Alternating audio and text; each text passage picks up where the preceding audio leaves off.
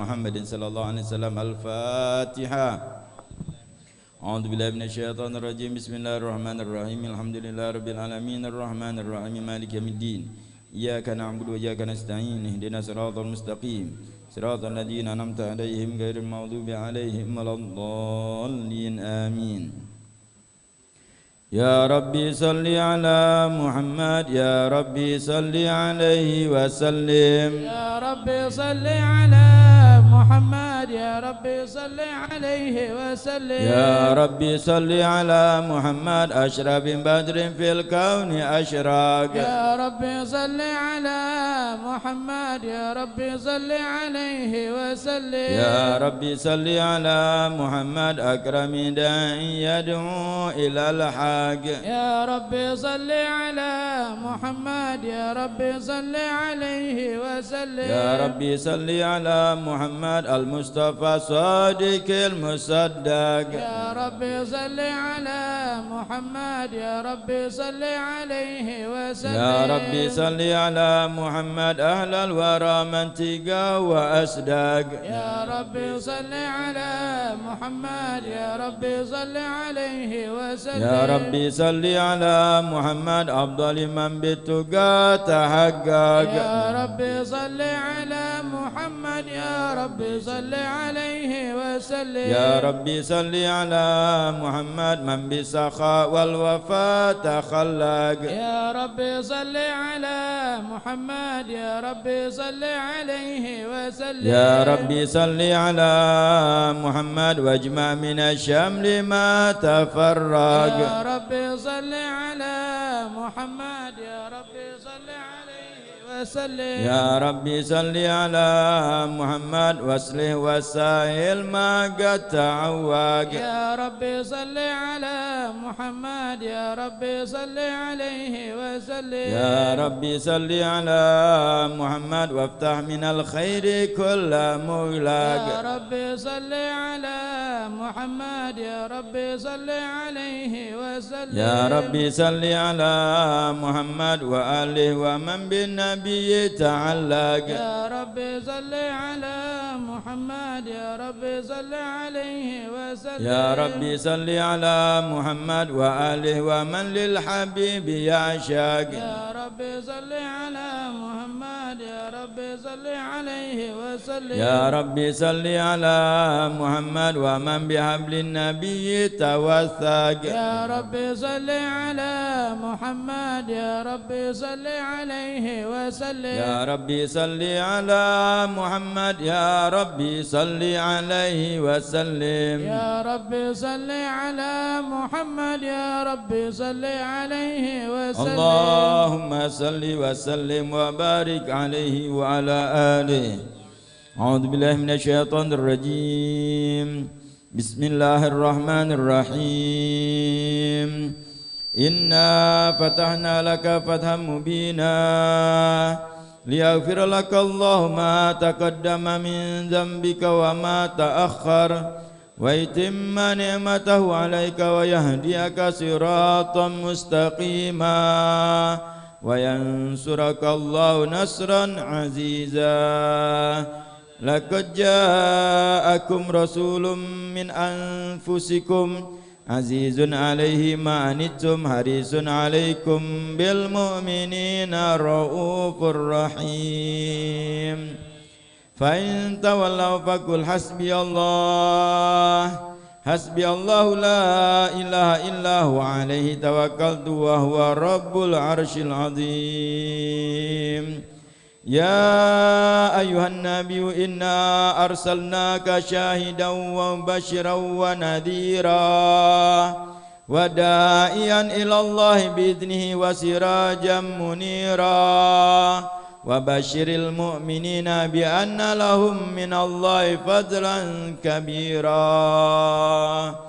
محمد رسول الله والذين معه أشداء على الكفار رحماء بينهم تراهم ركعا سجدا يبتغون فضلا من الله ورضوانا سيماهم في وجوههم من أثر السجود ذلك مثل في التوراة ومثل في الإنجيل كزرع أخرج شطأه فآزره فاستغلظ فاستوى على سوقه يعجب الزراع ليغيظ بهم الكفار وعد الله الذين آمنوا وعملوا الصالحات منهم مغفرة وأجرا عظيما إن الله وملائكته يصلون على النبي يا أيها الذين آمنوا صلوا عليه وسلموا تسليما اللهم صل وسلم وبارك عليه وعلى آله بسم الله الرحمن الرحيم الحمد لله القوي سلطانه الواضح برهانه المبسوط في الوجود كرمه وإحسانه تعالى مجده وعظم شأنه خلق الخلق لحكمة وطوى عليها علما وبسط لهم من فائد المنة ما جرت به في أقداره القسمة فأرسل إليهم أشرف خلقه وأجل عبيده رحمة تعلقت إرادته الأزلية بخلق هذا العبد المحبوب فانتشرت آثار شرفه في عوالم الشهادة والغيوب فما جل هذا المن الذي تكرم به المنان وما أعظم هذا الفضل الذي برز من حضرة الإحسان سورة كاملة ظهرت في هيكل محمود فتعطرت بوجودها أكناف الوجود وطرزت برد العوالم بطراز التكريم اللهم صل وسلم أشرف الصلاة والتسليم على سيدنا ونبينا محمد الرؤوف الرحيم اللهم صل وسلم وبارك عليه وعلى آله اللهم صل وسلم وبارك عليه وعلى آله تجلى الحق في العالم القدس الواسع تجليا قضى بانتشار فضله في القريب والشاسع فالحمد الذي لن تنحصر أبراده بتعداد ولا يمل تكراره بكثرة الترداد حيث أبرز من عالم الإمكان صورة هذا الإنسان ليتشرف بوجوده الثقلان وتنتشر أسراره في الأكوام فما من شر تسنى به قلب المنيب إلا من سوى به فضل الله على هذا الحبيب يا لقلب سروره قد توالى بحبيب العم الأنام نواله جل من شرف الوجود بنوره غمر الكون بحجته وجماله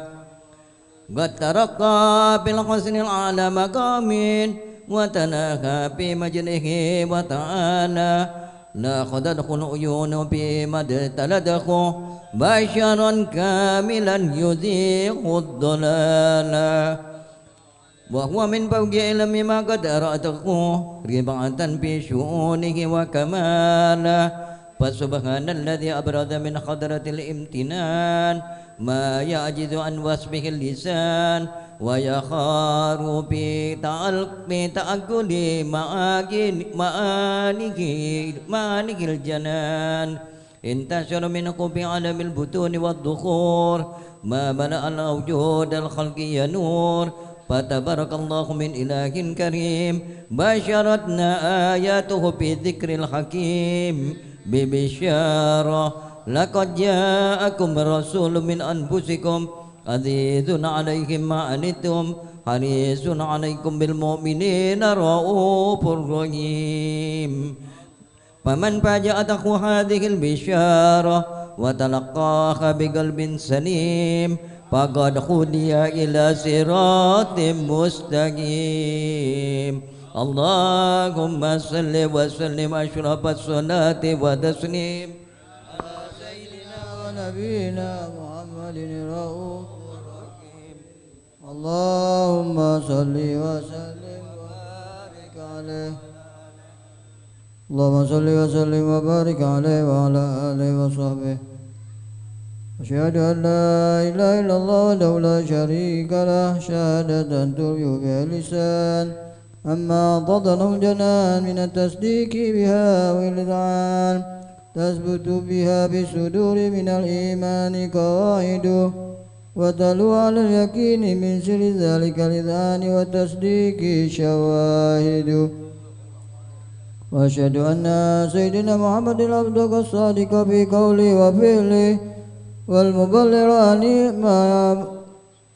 والمبلغ عن الله ما أمره بتبليغ خلقه من فضله ونبله عبد صلى الله للعالمين بشيرا ونذيرا فبلغ الرسالة وأدى الأمانة وأدى الله به من الأمة بشرا كثيرا فكان بذمة الجل المستبشرين سراجا وقمرا منيرا فما أعظم منة انتقم الله بها على البشر وما سواها من نعمة انتشر سرها في البر والبر اللهم صل وسلم وجل الصلوات واجمعها وكالتحية وأوصائها على عبد الذي ربى بحق العبودية وبرد فيها بغاية الكمال وقام بحق الربوبية بمواطن الحكمة لله وأقبل عليه غاية الإقبال صلاة يتصل بها روح المصلي عليه به فينبسط في قلبه نور سير تعلق به وحبه ويكتب بها بعناية الله بذبه وعلى آله وصحبه الذي تركوا صفة المجد بقربه وتبيعوا ظلال الشرف الأصلي ودي وحبه ما ترى الأكوان بنشر ذكراه النسيم اللهم صل وسلم أشرف الصلاة وتسليم على سيدنا ونبينا محمد الرؤوف الرحيم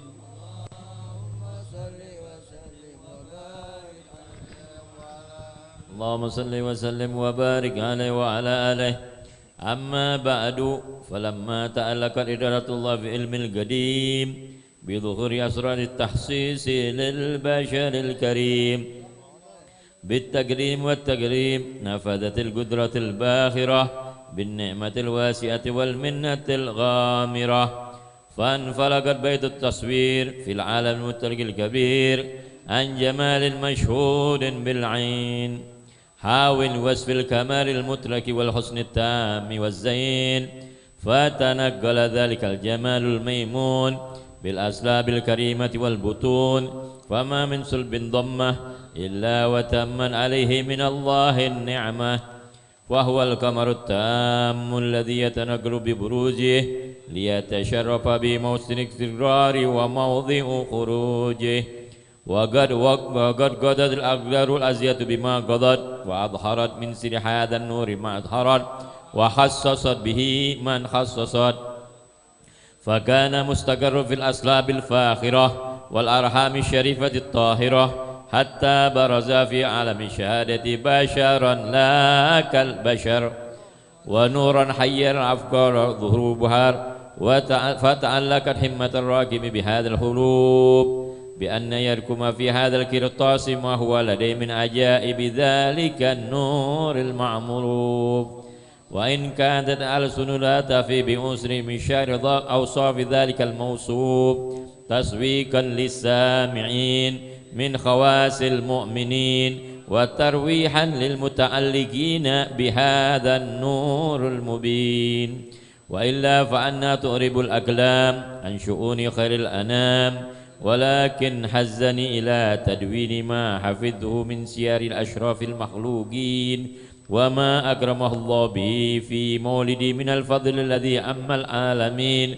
وبقيت رايته في الكون المنشورة على مر الأيام والشهور والسنين داعي تعلق بهذا الحضرة الكريمة ولائج التشوق إلى سماع أوصافها العظيمة ولعل الله ينفع به المتكلم والسامع فيدخلان في شفاعة هذا النبي الشافع ويترحان بروح ذلك النعيم.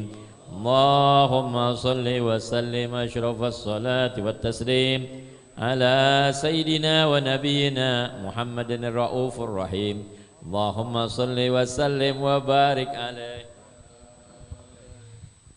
اللهم صل وسلم وبارك عليه وعلى آله. وقد آن للقلم أن يهت ما حركته به الأنامل مما استفاده الفهم من صفات هذا العبد المحبوب الكامل وشمائلته أحسن الشمائل. وهنا حسن أن نثبت ما بلغينا في شأن هذا الحبيب من أخبار وآثار ليتصرف بكتابته القلم والقرطاس وتتنزه في حدائق الأسماء والأبصار. وقد بلغنا بالأحاديث المشهورة أن أول شيء خلقه الله والنور مودع في هذه السورة. فنور هذا الحبيب أول مخلوق برز في العالم ومنه تبرع الوجود خلقا بعد خلق فيما حدث وما تقادم.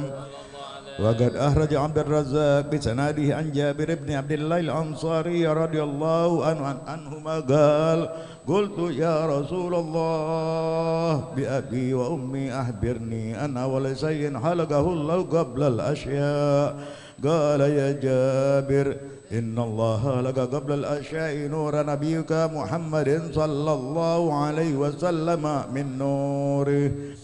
أبي هريرة رضي الله عنه أنه قال رسول الله صلى الله عليه وسلم: كنت أول النبيين في الخلق وآخرهم في البعث.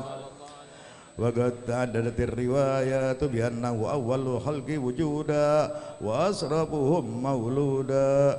ولما كانت السعادة الأبدية لها ملاحظة خفية احتست من ساءت من البرية بكمال الخصوصية فاستودعت هذا النور المبين أسلاب وبطون من صرفته من العالمين فتنقل هذا النور من صلب آدم ونوح وإبراهيم حتى أوصلته يد العلم القديم إلى من خصصته بالتكريم أبيه الكريم عبد الله بن عبد المطلب ذي القدر العظيم وأمي التي هي في المخاوف آمنة السيدة الكريمة آمنة فتلقاه صلب عبد الله فألقاه إلى بطنها فضمت أحشاؤها بمعونة الله محافظة على حق هذه الدرة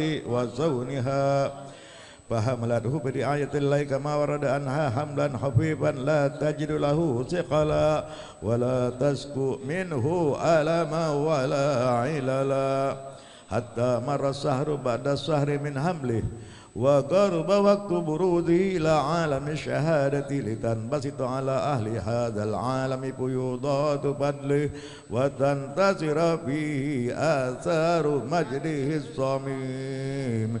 اللهم صل وسلم أشرف الصلاة والتسليم على سيدنا ونبينا محمد الرؤوف الرحيم. صل وسلم وبارك عليه وعلى اللهم صل وسلم وبارك عليه وعلى آله.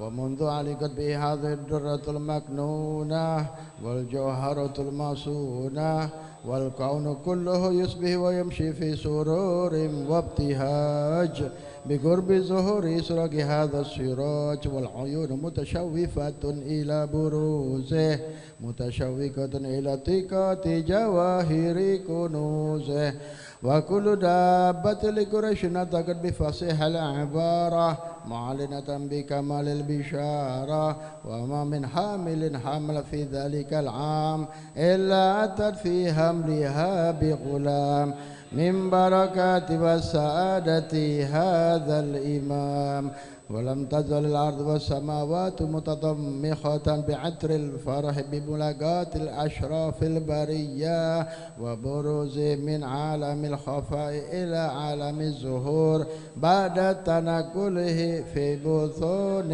والظهور وأظهر الله في الوجود بهجة التكريم وبسط في عالم الكبير مائدة التشريف والتعظيم ببروز هذا البشر الكريم. اللهم صل وسلم أشرف الصلاة على سيدنا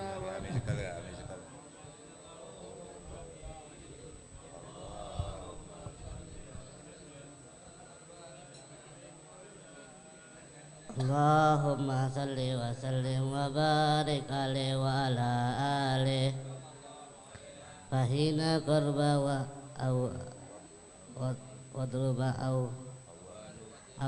وجه هذا الحبيب أعلنت السماء والسماوات والأرض ومن فينا بالتقدير وأمطار إلى وجودها إلى على أهل وجود التسديد ولا أسئلة الملائكة بالأرض للعالمين التعيد. الحمد لله ولا إله إلا الله والله أكبر سبحان الله الحمد لله ولا إله إلا الله والله أكبر سبحان الله الحمد لله ولا إله إلا الله والله أكبر. والقدرة كثافة كيران هذا المسطول ليزنوه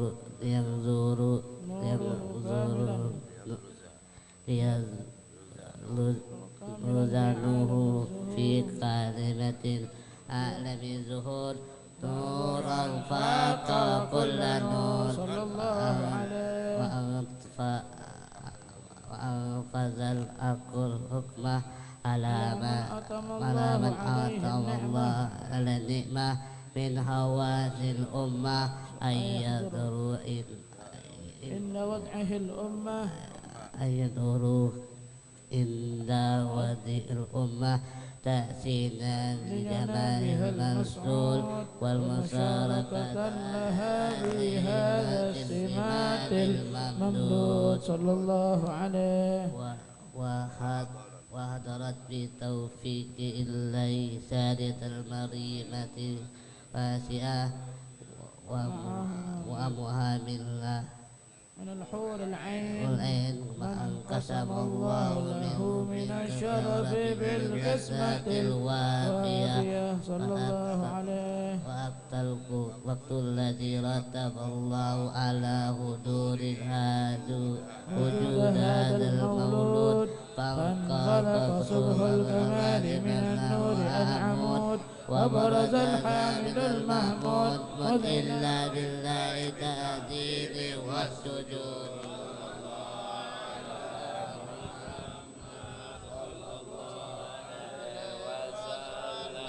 صلى الله على محمد يا ربي صل وسلم. يا نبي سلام عليك يا رسول سلام عليك الله يا حبيب سلام عليك صلوات الله عليك الله يا نبي سلام عليك يا رسول سلام عليك الله يا حبيب سلام عليك صلوات الله عليك. أشرق الكون ابتهاجا بوجود المصطفى أحمد ولأهل الكون أنس وسرور قد تجدد. الله يا نبي سلام رسول سلام عليك الله يا حبيب سلام عليك صلوات الله عليك فاضربوا يا أهل المثاني فهزاروا اليمن غرد واستضيئوا بجمال فقف الحسن تفرد الله يا نبي سلام عليك يا رسول سلام عليك الله يا حبيب سلام عليك صلوات الله عليك ولنا البشرى بسعد مستمر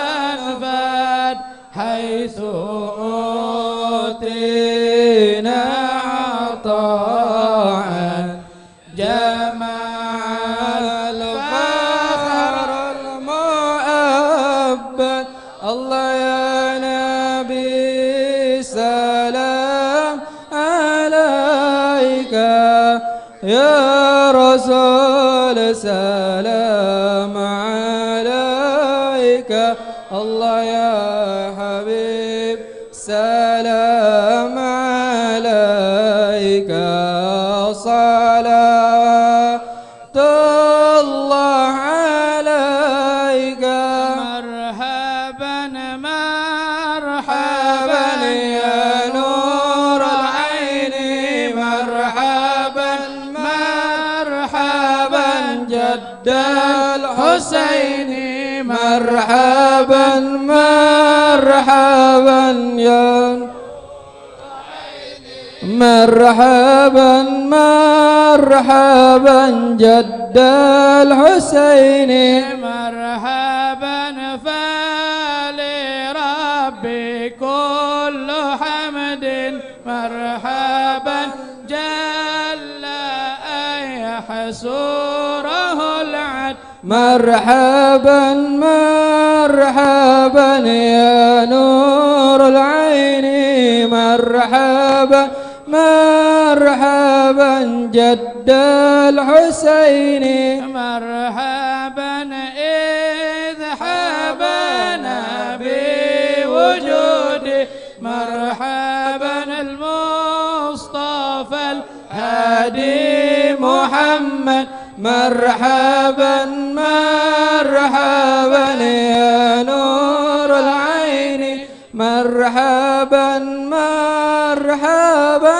جد الحسين الله مرحبا يا نور العين مرحبا مرحبا مرحبا جد الحسين الله الحسن مرحبا مرحبا يا نور العين مرحبا مرحبا مرحبا جد الحسين الله مرحبا مرحبا يا رسول اللهم صل وسلم عليه الله أهلا مرحبا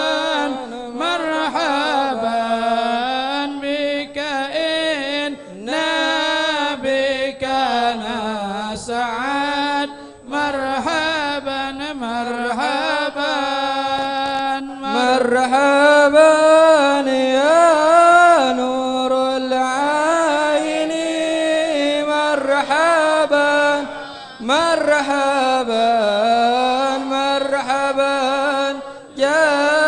الحسين مرحبا مرحبا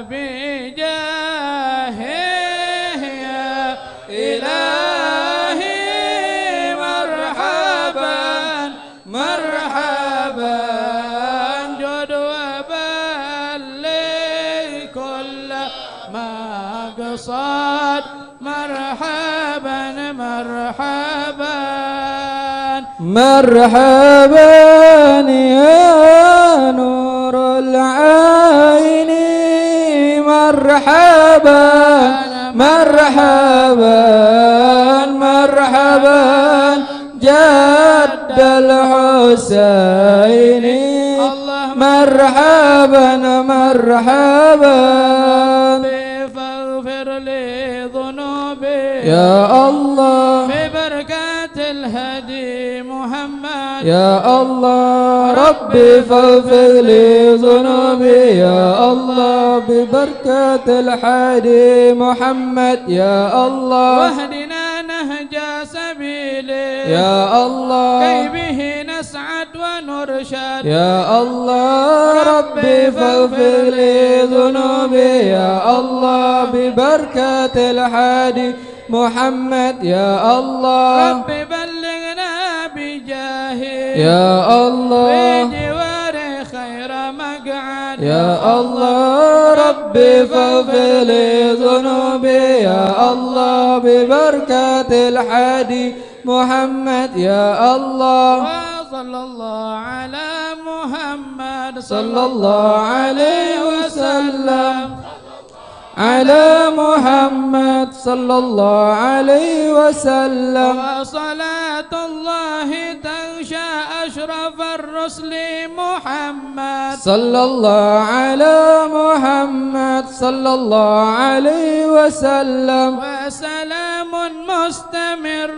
كل حين يتجدد صلى الله على محمد صلى الله عليه وسلم يا ربي صل وسلم صلى الله على محمد يا ربي صل وسلم Allahumma salli wa sallim wa barik alaihi wa ala alihi. Acara selanjutnya tasmiyah yang akan dipimpin oleh Al-Habib Umar Abdul Aziz bin Abdurrahman bin Sahab. Waalaikum tafadhal. Tasmiyah.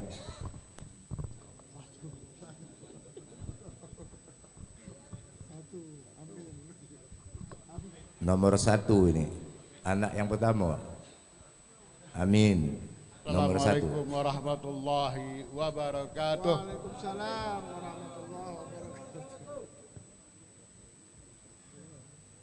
Di hadapan kita ada seorang anak satu, Amin. yang bernama Abdullah, yang akan diresmikan namanya sesuai dengan persetujuan kedua orang tuanya dengan nama yang baik, nama yang telah dipertunjukkan oleh Rasul sallallahu alaihi wasallam untuk pemberian nama.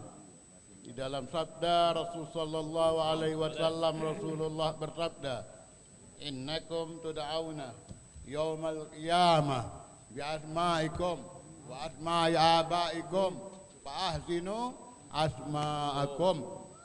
Kalian kelak di hari kiamat akan dipanggil dengan nama-nama kalian dan nama orang tua kalian, maka perbaguskanlah nama-nama kalian. Alhamdulillah, nama yang bagus yaitu Sayyid Abdullah Al-Adani bin Abi Bakar bin Zaid Al-Kaf.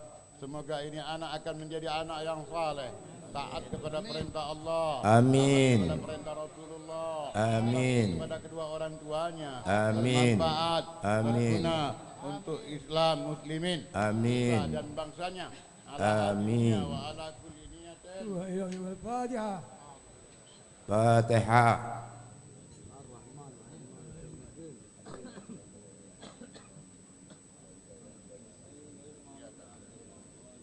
Bismillahirrahmanirrahim. Alhamdulillahirabbil alamin. Allahumma shalli ala sayyidina Muhammad wa ala ali sayyidina Muhammad. Allahumma barik lana fi auladina wa banatina wa la tadurruhum wa fiqhum li ta'atika warzuqna birrahum. Haqi rabbana hab lana min azwajina wa dhurriyyatina qurrata a'yun waj'alna lil muttaqina imama. Rabbana atina fid dunya hasanah fil akhirati hasanah wa qina adzabannar. Amin. Wa adkhilnal jannata ma'al abrar. Amin. Ya aziz ya ghaffar bi rahmatika ya arhamar rahimin ya arhamar rahimin ya arhamar rahimin. Sallallahu ala sayyidina Muhammadin wa ala alihi wa sahbihi wa sallam. Alhamdulillahi rabbil alamin. اللهم صل وسلم وبارك عليه وعلى آله وصحبه. وحين برز صلى الله عليه وسلم من بطن أمه برز رافعا طرفه إلى السماء مؤميا بذلك ربي إلى أنه شرفا على مجد وسماء. وكان وقت مولد سيد الكونين من الشهور سهر ربيع الأول ومن الأيام يوم الاثنين. وموضع بولادته قبري بالحرمين. وقد ورد أنه صلى الله عليه وسلم ولد محتونا مقهولا مقطوع السرة. تولد ذلك لشرف عند الله أيدي القدرة ومع بروزه إلى هذا العالم ظهر من العجائب ما يدل على أنه أشرف المخلوقين وأفضل الحبائب. فقد ورد عن عبد الرحمن بن أم شفاء رضي الله عنهما قالت لما ولدت آمنة رضي الله عنها رسول الله صلى الله عليه وسلم وقع علي يدي فاستحل فسمعت قائلا يقول رحمك الله أو رحمك ربك. قالت الشفاء فأضاء له ما بين المشرق والمغرب حتى نظرت إلى بعض كسور الروم. قال ثم ألبسته وأطأته ألم أنشب أن غشيتني ظلمة ورعب وقشعريرة عن يميني. فسمعت قائلا يقول أين ذهبت به؟ قال إلى المغرب. وأسفر ذلك عني ثم أودني رعب والظلمة والقشعريرة عن يساري. فسمعت قائلا يقول أين ذهبت به؟ قال إلى المشرق. قالت فلم يزل الحديث مني على بال حتى ابتعثه الله فكنت من أول الناس إسلاما. وكم ترجمت السنة من عظيم المعجزات وباره الآيات بينات بما يقضي بعظيم شرفي عند مولاه وأن عين عنايتي في كل خير ترعاه وأنه الهادي إلى صراط مستقيم. اللهم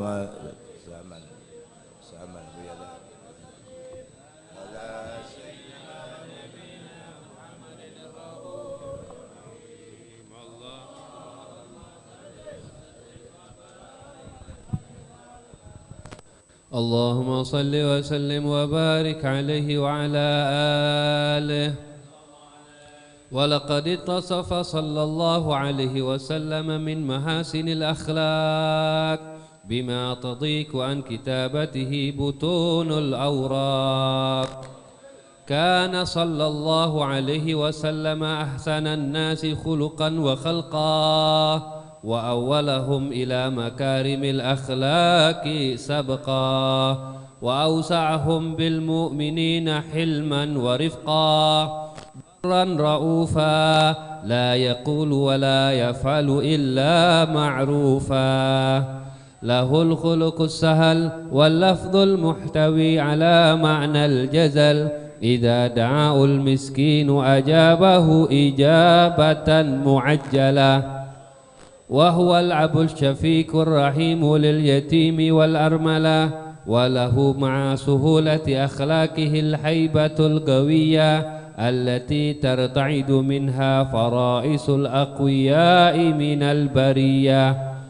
ومن نشر طيبه تعطرت الطرق والمنازل، وبعرف ذكره تطيبت المجالس والمحافل.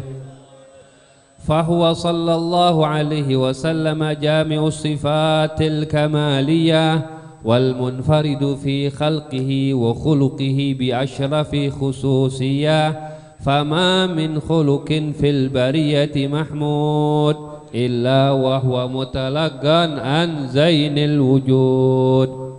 أجملت في وصف الحبيب وشانه، وله العلا في مجده ومكانه، أوصاف عز قد تعالى مجدها، أخذت على نجب السها بعنانه. وقد انبسط القلم في تدوين ما أفاده العلم من وقاع مولده النبي الكريم، وحكاية ما أكرم الله به هذا العبد المقرب من التكريم والتعظيم والخلق العظيم. فحسن مني أن أمسك أعنة الأكلام في هذا المقام، وأقرأ السلام على سيد الأنام. السلام عليك أيها النبي ورحمة الله وبركاته. السلام عليك أيها النبي ورحمة الله وبركاته. السلام عليك أيها النبي ورحمة الله وبركاته. وبذلك يحسن الختم كما يحسن التقديم، فعليه أفضل الصلاة والتسليم. اللهم صل وسلم أشرف الصلاة والتسليم على سيدنا ونبينا محمد الرؤوف الرحيم.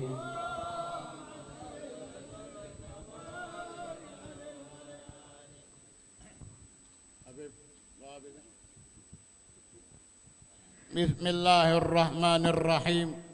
الحمد لله رب العالمين.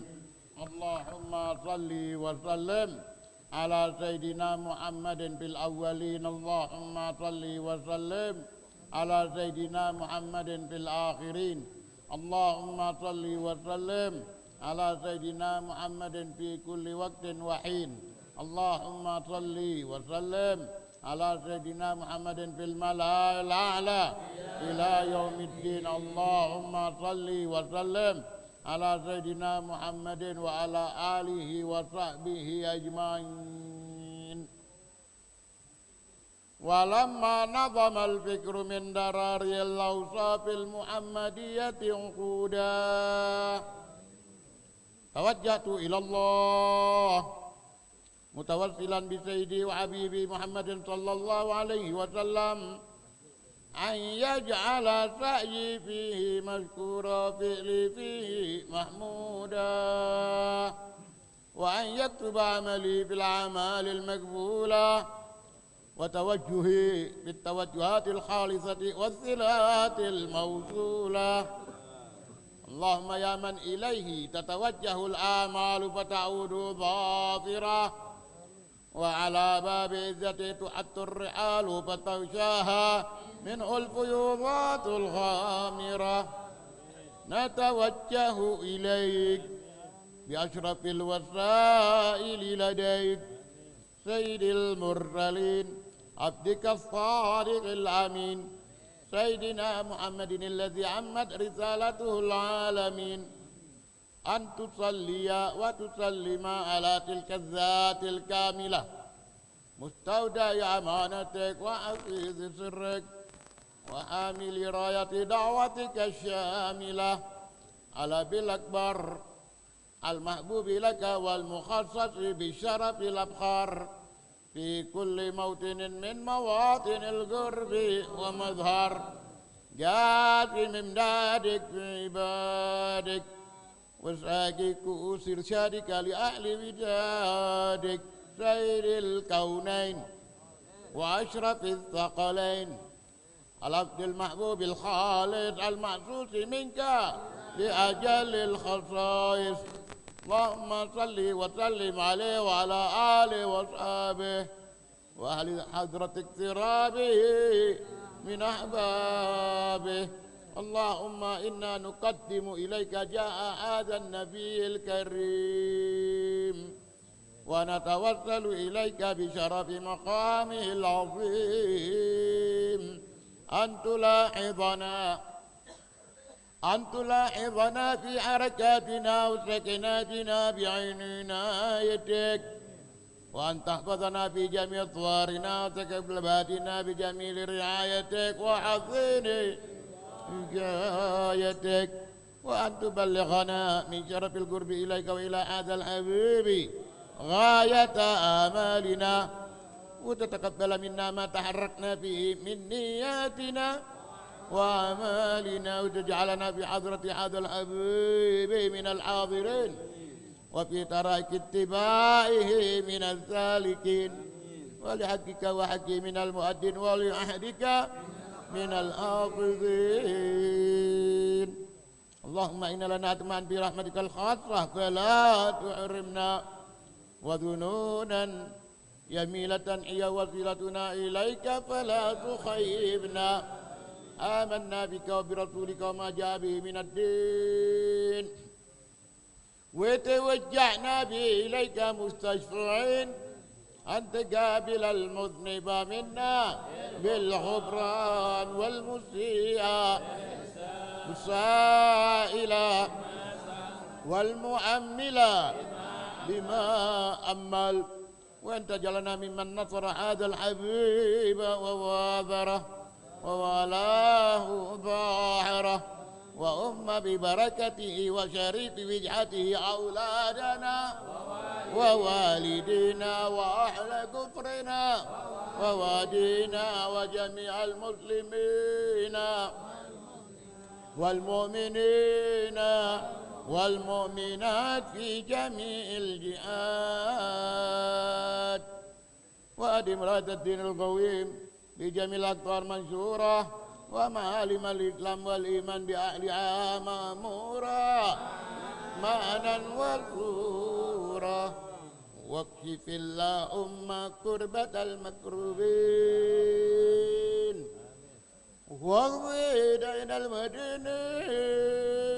المدينين واقضي دين المدينين واقضي دين المدينين واغفر للمذنبين وتقبل توبة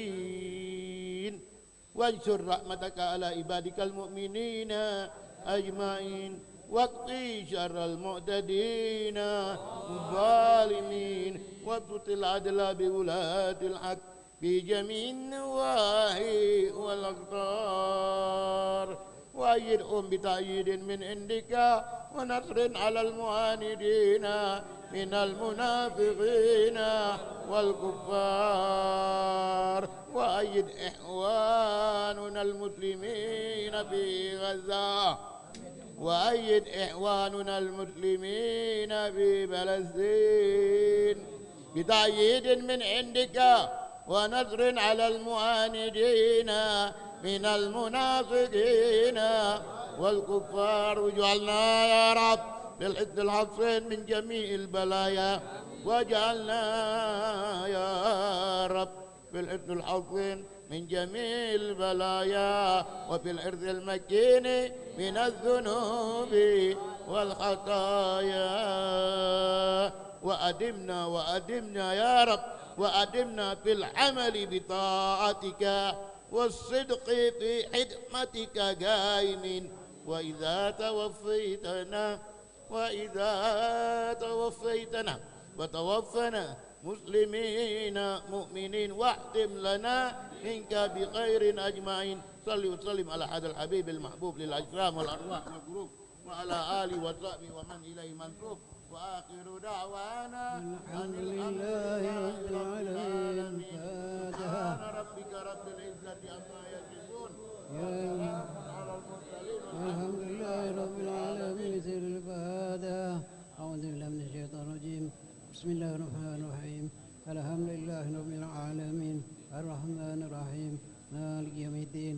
إياك نعبد وإياك نستعين. اهدنا الصراط المستقيم صراط الذين أنعمت عليهم غير المغضوب عليهم ولا الضالين آمين. بسم الله الرحمن الرحيم. اللهم صل على سيدنا محمد وعلى محمد. ربنا تقبل منا إنك أنت السميع العليم وتب علينا إنك أنت التواب الرحيم. اللهم سبحانك اللهم وبحمدك وسلام وأنا الحمد لله رب العالمين.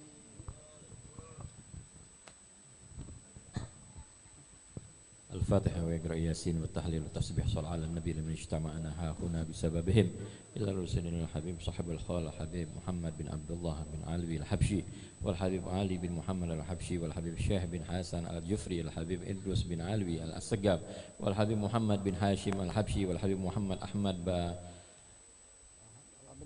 أبناء الحبيب إدريس السقاب والحبيب عبد الله بن علوي السقاب الحبشي والحبيب عبد الله بن سالم الحبشي والحبيب علوي وعلي وفضل وفوزي ابن الحبيب محمد الحبشي والحبيب محمد أحمد بركبة والحبيب أبو بكر بن عبد الرحمن المساوى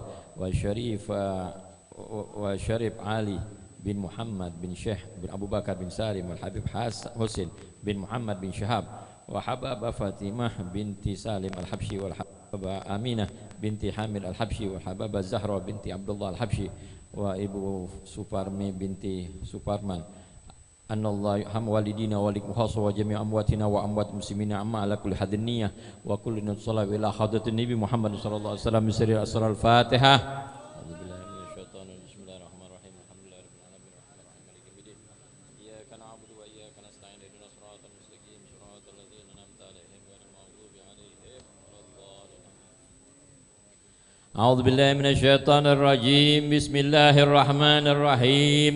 ياسين والقرآن الحكيم إنك لمن المرسلين على صراط مستقيم تنزيل العزيز الرحيم لتنذر قوما ما أنذر آباؤهم فهم غافلون لقد حق القول على أكثرهم فهم لا يؤمنون إنا جعلنا في أعناقهم أغلالا فهي الأكثر فهم مقمحون وجعلنا من بين أيديهم سدا ومن خلفهم سدا فأغشيناهم فهم لا يبصرون وسواء عليهم أنذرتهم أم لم تنذرهم لا يؤمنون إنما تنذر من اتبع ذكر وشرحمنا بالغيب فبشر بمغفرة وأجر كريم إنا نحن نحيي الموتى ونكتب ما قدموا آثارهم وكل شيء أحصيناه في إمام مبين واضرب لهم مثلا أصحاب القرية إذ جاءها المرسلون إذ أرسلنا إليهم اثنين فكذبوهما فعززنا بثالث فقالوا إنا إليكم مرسلون قالوا ما أنتم إلا بشر مثلنا وما عند الرحمن من شيء أنتم إلا تكذبون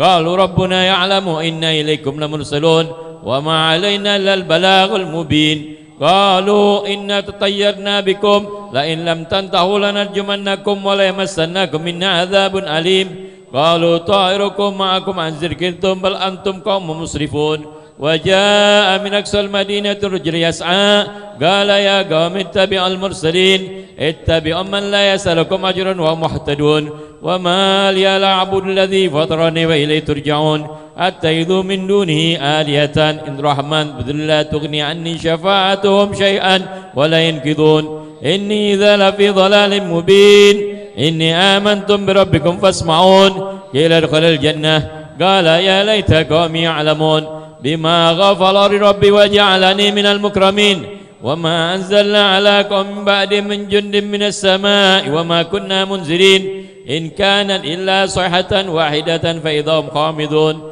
يا حسرة على العباد ما يأتي من رسل إلا كانوا به يستهزئون ألم يروا كم هلكنا قبلهم من القرون أنهم إليهم لا يرجعون وإن كل لما جميع لدينا محضرون وآيات لهم الأرض أحيانا أخرجنا منها حبا فمنه يأكلون وجعلنا فيها جنات من نخيل وعناب وفجرنا فيها من العيون ليأكلوا من ثمره وما عملت أيديهم أفلا يشكرون سبحان الذي خلق الأزواج كلها مما تنبت الأرض ومن أنفسهم ومما لا يعلمون وآية لهم الليل نسرهم منه النهار فإذا مظلمون والشمس تدري مستقر لها ذلك تقدير العزيز العليم والقمر قدرنا منازل حتى عاد كالعرجون القديم لا الشمس ينبغي لها أن تدرك القمر ولا سابق النهار وكل في فلك يسبحون وآية لهم أن حملنا ذريتهم في الفلك المشحون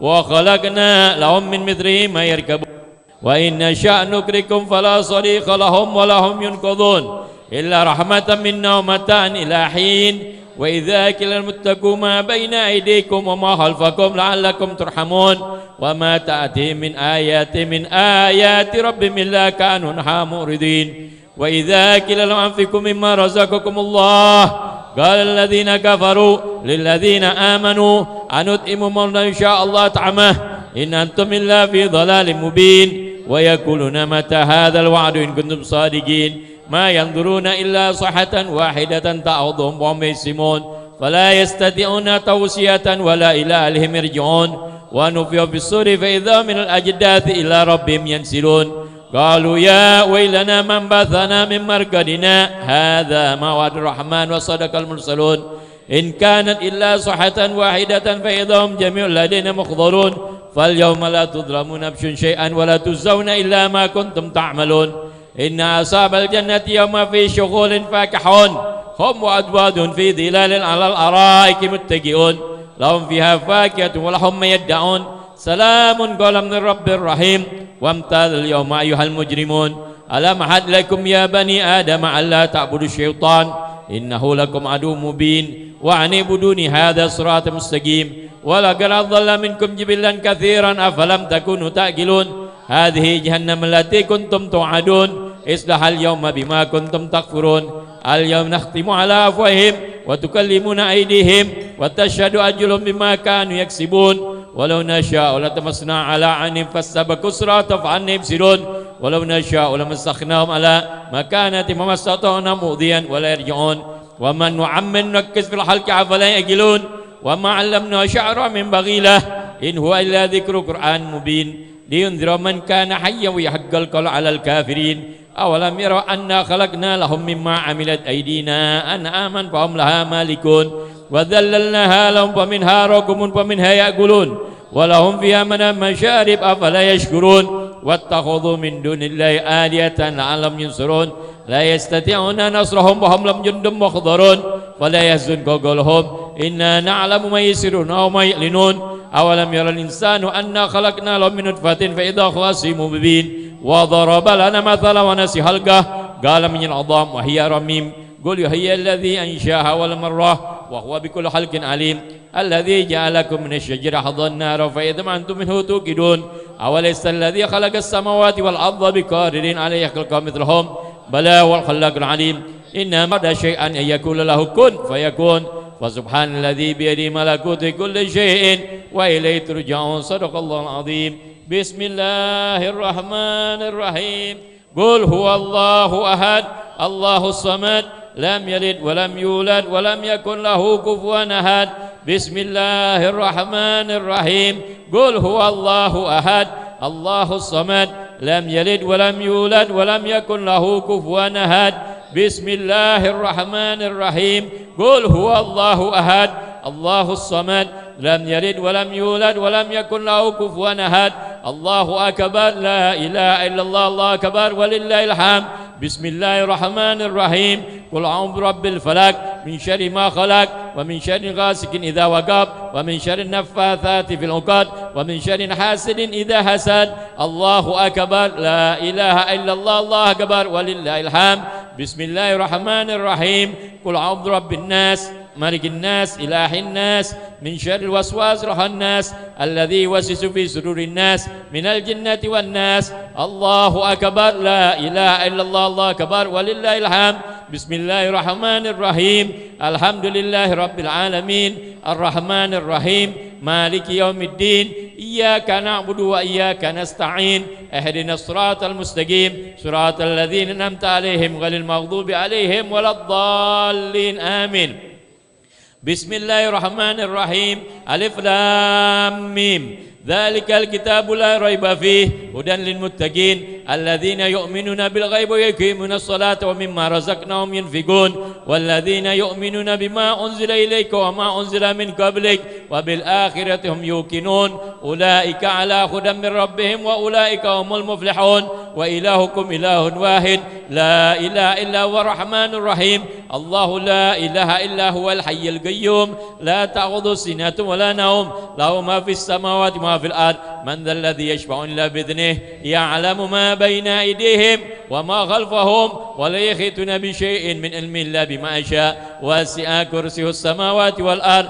ولا يؤوده حفظهما العلي العظيم لله ما في السماوات وما في الأرض وإن تبدوا ما في أنفسكم أو تخفوه يحاسبكم بالله فيغفر لمن يشاء ويعذب من يشاء والله على كل شيء قدير آمن الرسول بما أنزل من ربه والمؤمنون كل آمن بالله وملائكته وكتبه ورسله لا نفرق بين أحد من رسله وقالوا سمعنا وأطعنا غفرانك ربنا وإليك المصير لا يكلف الله نفسا إلا وسعها لها ما كسبت وعليها ما اكتسبت ربنا لا تؤاخذنا إن نسينا واخطأنا ربنا ولا تحمل علينا إصرا كما حملته على الذين من قبلنا ربنا ولا تحملنا ما لا طاقة لنا به واعف عنا واغفر لنا وارحمنا واعف عنا واغفر لنا وارحمنا واعف عنا واغفر لنا وارحمنا أنت مولانا فانصرنا على القوم الكافرين برحمتك يا أرحم الراحمين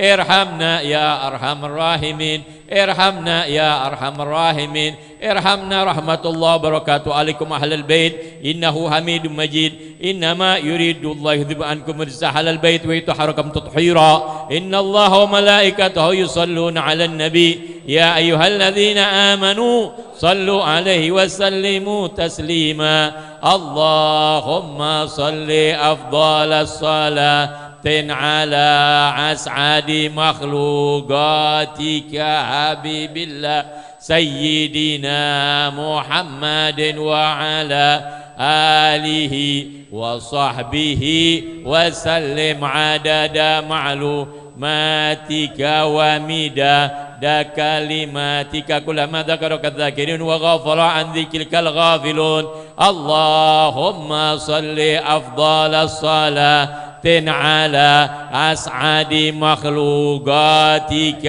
حبيب الله سيدنا محمد وعلى آله وصحبه وسلم عدد معلوماتك ومداد كلماتك كلما ذكرك الذاكرون وغفر عن ذكرك الغافلون اللهم صل أفضل الصلاة على أسعد مخلوقاتك حبيب الله سيدنا محمد وعلى آله وصحبه وسلم عدد معلوماتك ومداد كلماتك كلما ذكرك الذاكرون وغفر عن ذكرك الغافلون وسلم رضي الله تعالى عن أصحاب الرسول الله أجمعين وحسبنا الله ونعم الوكيل نعم المولى ونعم النصير ولا حول ولا قوة إلا بالله العلي العظيم نستغفر الله العظيم نستغفر الله العظيم نستغفر الله العظيم إن الله الغفور الرحيم قال رسول الله صلى الله عليه وسلم أفضل ما قلت أنا والنبينا من قبلي لا إله إلا الله لا إله إلا الله لا إله إلا الله سيدنا محمد رسول الله صلى الله عليه وسلم كلمة الحق علينا نحيا وعلينا نموت وعلينا نبعث إن شاء الله تعالى من الآمنين آمين آمين لا إله إلا الله لا إله إلا الله لا إله إلا الله لا إله إلا الله لا إله إلا الله لا إله إلا الله لا إله إلا الله لا إله إلا الله لا إله إلا الله لا إله إلا الله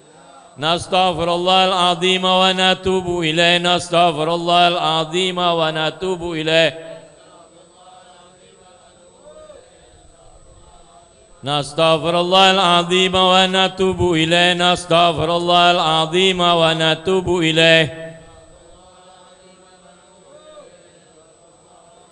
نستغفر الله العظيم ونتوب إليه نستغفر الله العظيم ونتوب إليه اللهم صل على حبيبك سيدنا محمد وآله وصحبه وسلم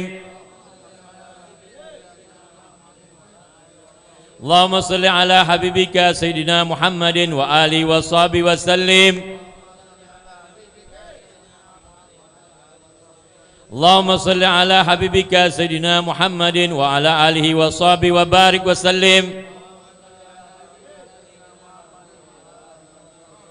الفاتحة وآية الكرسي وثلاثة منه القل والله أحد والمعوذتين من اجتمعنا هاهنا بسببه المغفور الحي القيوم الحبيب صاحب الخال حبيب داعي إلى الله الحبيب محمد بن عبد الله بن علوي الحبشي أن الله يغفر له ويرحمه برحمة والدينا ولخاصة وجميع أمواتنا وأموات المسلمين عما آثابكم الله الفاتحة أعوذ بالله من الشيطان الرجيم بسم الله الرحمن الرحيم الحمد لله رب العالمين الرحمن الرحيم مالك يوم الدين إياك نعبد وإياك نستعين اهدنا الصراط المستقيم صراط الذين أنعمت عليهم غير المغضوب عليهم ولا الضالين آمين الله لا إله إلا هو الحي القيوم لا تأخذه سنة ولا نوم له ما في السماوات وما في الأرض من ذا الذي يشفع بإذنه يعلم ما بين أيديهم وما خلفهم ولا يحيطون بشيء من علم إلا بما شاء وسع كرسيه السماوات والأرض ولا يؤوده حفظهما العلي العظيم بسم الله الرحمن الرحيم قل هو الله أحد الله الصمد لم يلد ولم يولد ولم يكن له كفوا أحد بسم الله الرحمن الرحيم قل هو الله أحد الله الصمد لم يلد ولم يولد ولم يكن له كفوا أحد بسم الله الرحمن الرحيم قل هو الله أحد الله الصمد لم يلد ولم يولد ولم يكن له كفوا أحد بسم الله الرحمن الرحيم قل أعوذ برب الفلق من شر ما خلق ومن شر غاسق إذا وقب ومن شر النفاثات في العقد ومن شر حاسد إذا حسد بسم الله الرحمن الرحيم قل أعوذ برب الناس ملك الناس إله الناس من شر وسواس الناس الذي يوسوس في صدور الناس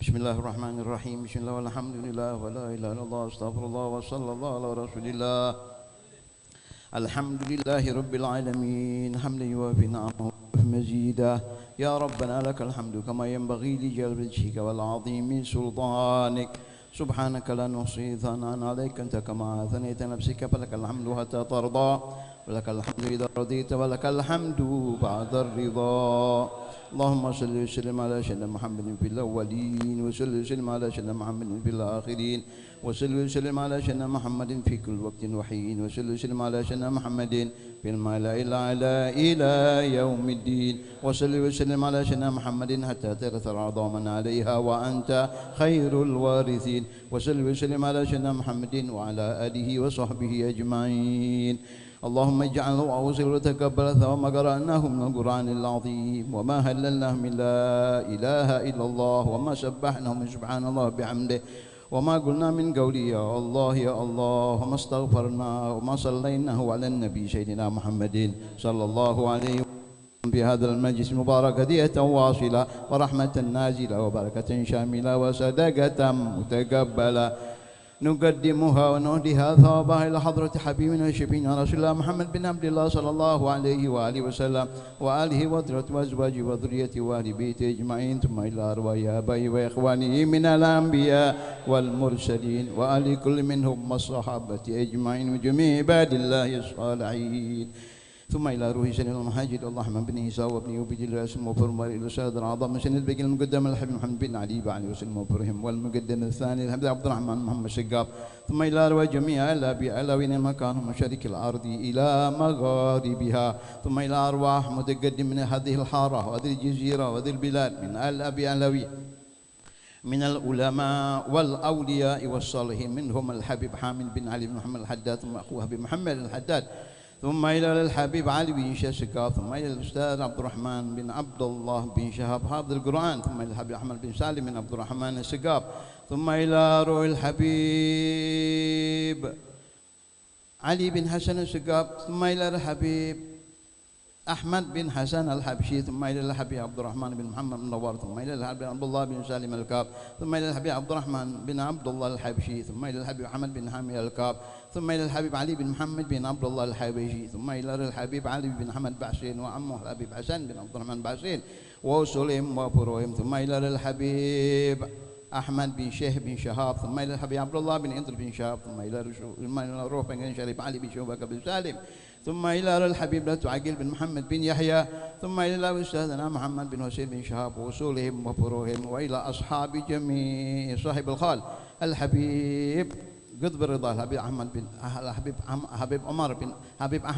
حبيب عمر بن أحمد بن شهاب ثم إلى الحبيب عبد الله بن عثمان المجيد ثم إلى الحبيب علي بن سالم البهي ثم إلى الحبيب علي بن عبد الرحمن المجيد وابو محمد ثم إلى الحبيب أنا محمد بن محسن السقاط ثم إلى الحبيب أنا حسين بن محسن بعبود أن الله يغفر لهم ويرحمهم برحمته ثم إلى الحبيب علي بن محمد الحبشي ثم إلى الحبيب عبد الشيخ بن حسين الجبري ثم إلى الحبيب يدرس بن علي بن السقاط ثم إلى الحبيب محمد بن هاشم الحبشي ثم إلى الحبيب محمد أحمد بن محمد أبناء الحبيب يدرس بن السقاط ثم إلى الحبيب عبد الله بن علي الحبشي ثم إلى الحبيب عبد الله بن سليم الحبشي ثم إلى الحبيب علوي وعلوي وفوزي أبناء الحبيب محمد الحبشي ثم إلى الحبيب محمد بن حمد بارك با ثم إلى الحبيب أبو بكر بن عبد الرحمن بن نور المساواة ثم إلى الحبابة ثم إلى السيد الشريف علي بن محمد بن شيخ أبي بكر بن سالم ثم إلى الحبيب حسين بن محمد بن شهاب ثم إلى الهبابة فاطمة بنت سالم الحبشي ثم إلى الهبابة آمنة بنت حامد الحبشي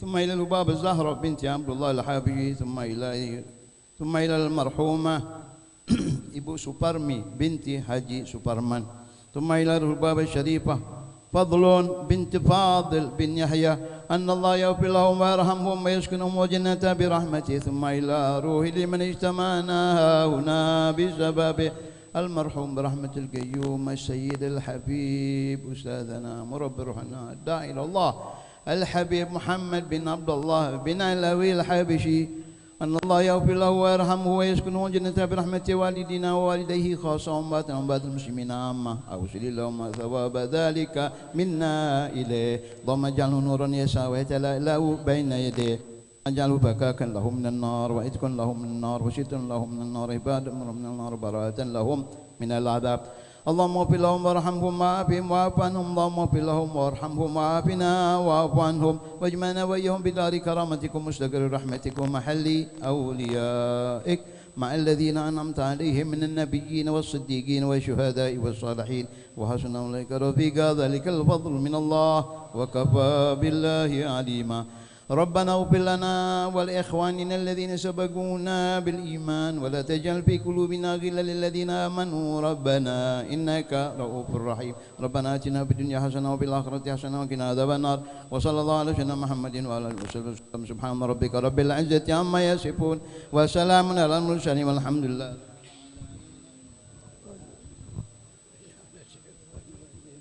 بسم الله الرحمن الرحيم الحمد لله رب العالمين الرحمن الرحيم مالك يوم الدين إياك نعبد وإياك نستعين اهدنا الصراط المستقيم الذين أنعمت عليهم غير المغضوب عليهم ولا الضالين آمين بسم الله الرحمن الرحيم اللهم سيدنا محمد وعلى محمد ربنا تقبل منا إنك أنت السميع العليم وتب علينا إنك التواب الرحيم اللهم يا سبحان الله وتهديهم يا سلام وأنا الحمد لله رب العالمين.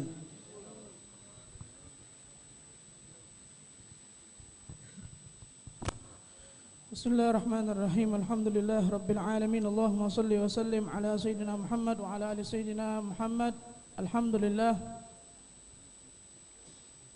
السلام عليكم ورحمة الله تعالى وبركاته.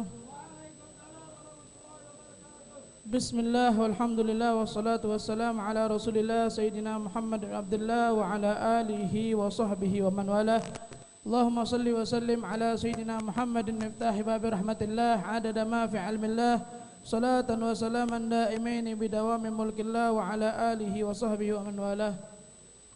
أما بعد المكرم والمحترم قدوة kita الحبيب فضيلة الحبيب عمر عبد العزيز بن عبد الرحمن بن شهاب وفضيلة الحبيب محسن بن عبد الله الحبشي وفضيلة الحبيب حامد بن عمر الحبشي وجميع الحبايب والأساتذة فضيلة الأستاذ عبد الرحمن بن حسن الحبشي dan lain sebagainya yang tak bisa kalau kita sebutkan satu persatu, namun insyaallah tidak mengurangi rasa hormat kami kepada antum semua. Dan kita doakan juga para sepuh kita, para orang tua kita. InsyaAllah Allah panjangkan umur mereka, Allah sehatkan badan mereka, dan Allah subhanahu wa ta'ala berikan keistiqamahan kepada diri mereka. Amin ya rabbal alamin. Ma'asyiral hadirin rahimani wa rahimakumullah, puji beriring syukur atas kehadirat Allah yang mana Allah subhanahu wa ta'ala senantiasa memberikan nikmat kepada kita. Nikmat demi nikmat Allah subhanahu wa ta'ala berikan kepada kita. Salawat beriring salam tak lupa kita haturkan kepada junjungan kita Nabi besar Muhammad sallallahu alaihi wasallam beserta para sahabat, para keluarga dan para pengikutnya hingga hari kiamat kelak. Ma'asyiral hadirin rahimani wa rahimakumullah, rangkaian acara demi acara telah kita lalui. Dari semalam dibacakan khutmul Quran oleh rombongan santri Ponpes Ar-Riyad, dan juga diteruskan dengan pembacaan Yasin Tahlil dan juga Maulid Simtud Durar dari Imam Ali bin Muhammad bin Husain Al-Habsyi.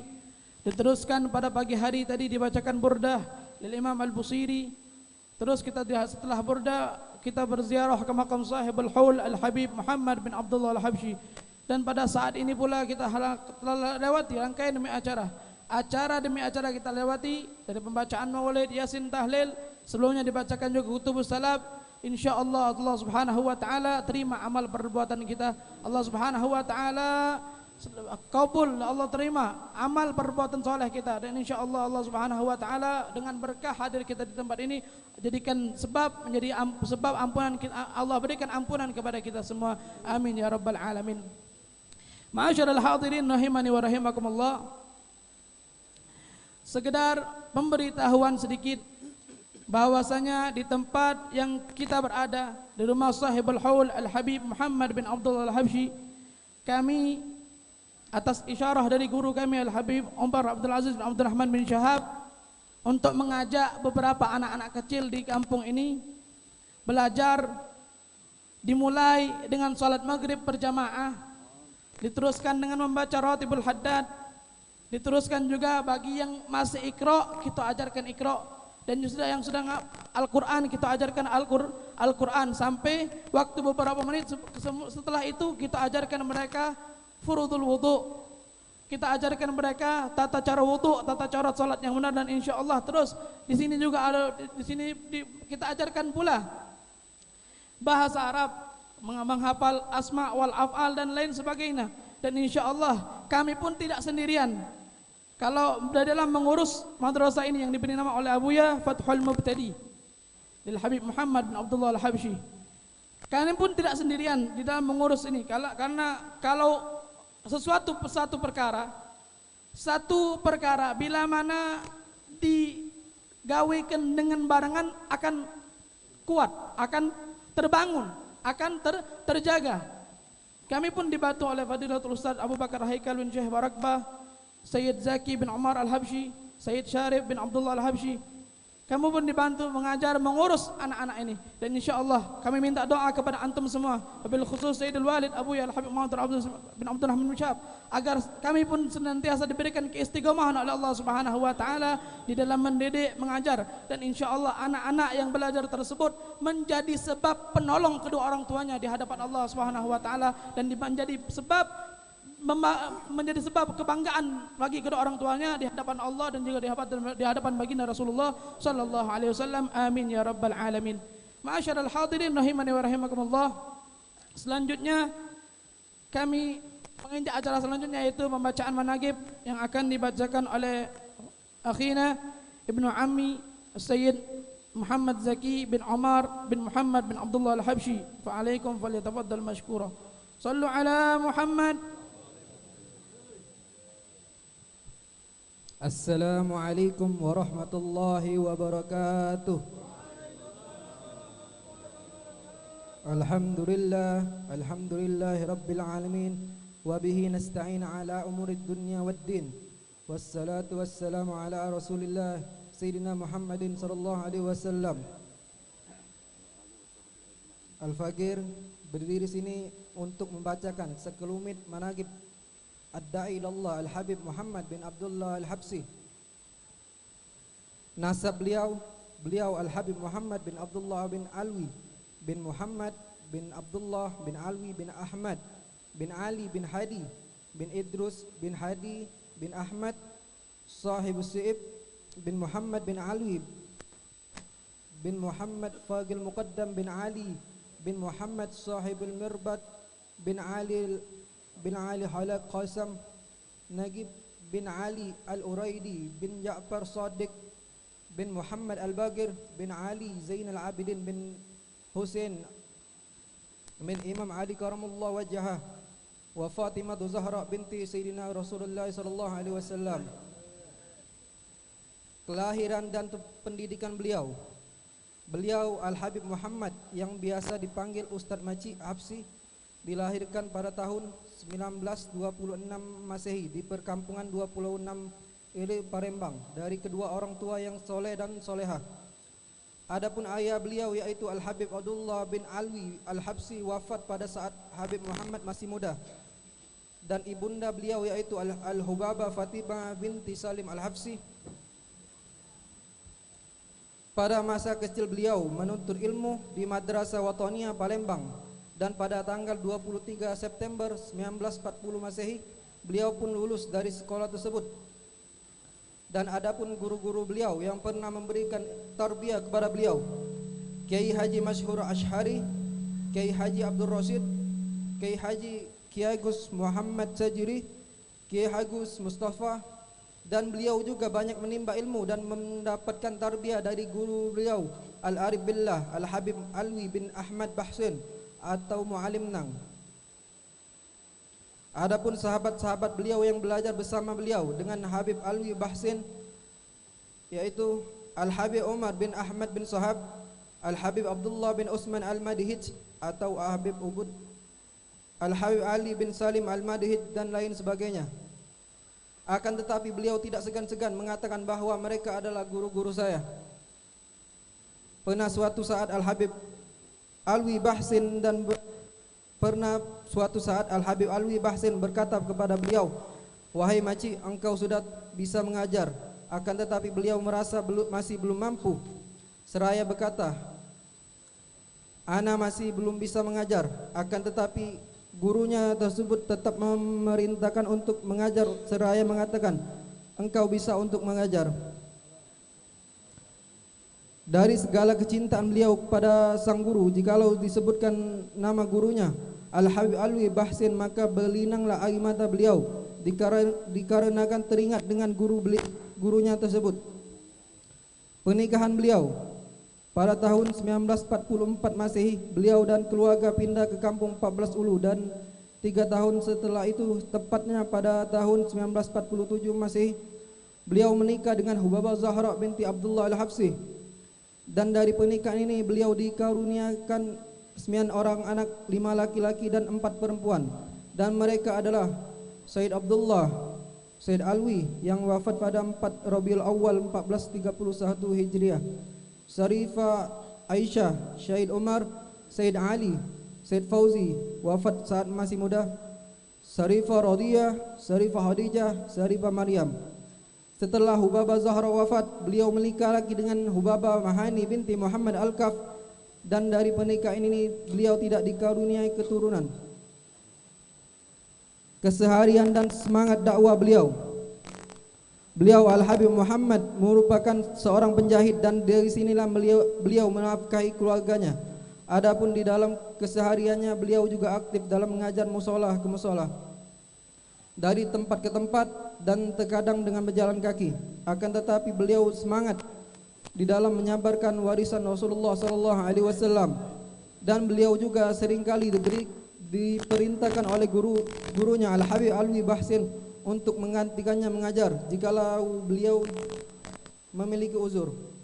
Salah satunya kegiatan kuliah subuh di masjid dan musola yang berada di daerah 12, 13 dan 14 Ulu yang dimulai pada jam 6 sampai jam 6.30 pagi, yang mana majelis tersebut masih tetap berjalan sampai sekarang, diteruskan oleh para murid-murid beliau.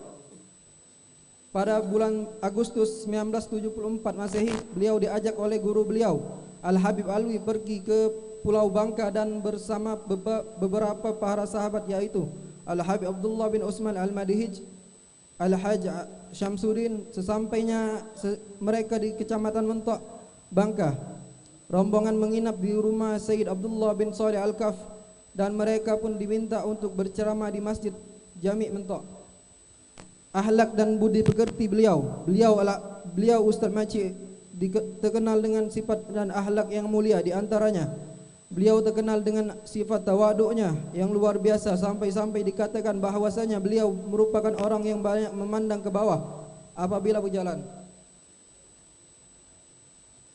Pernah diceritakan bahwa ada rombongan pemuda yang datang ke rumah beliau untuk belajar ilmu fikih, yang mana pada saat itu beliau membuka kitab Safinatun Najah, dan beliau pun mengatakan kepada para pemuda tersebut, "Ana bukanlah orang yang pandai dalam bidang ilmu ini.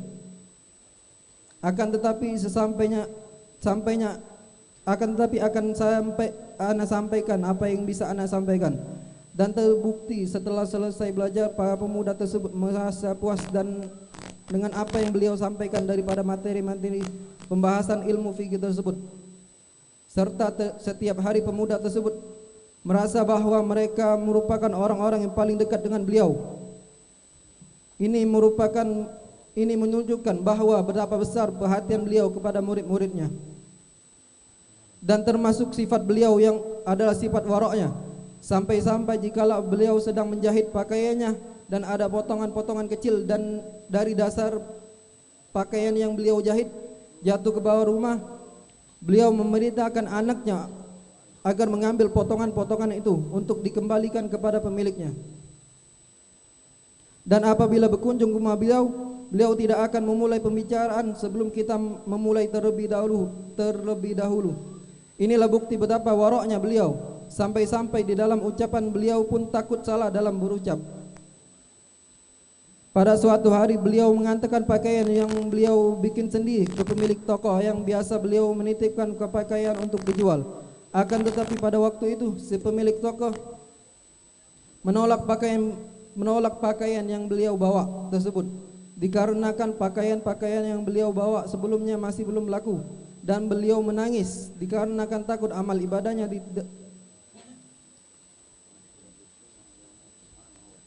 tidak diterima oleh Allah Subhanahu wa taala.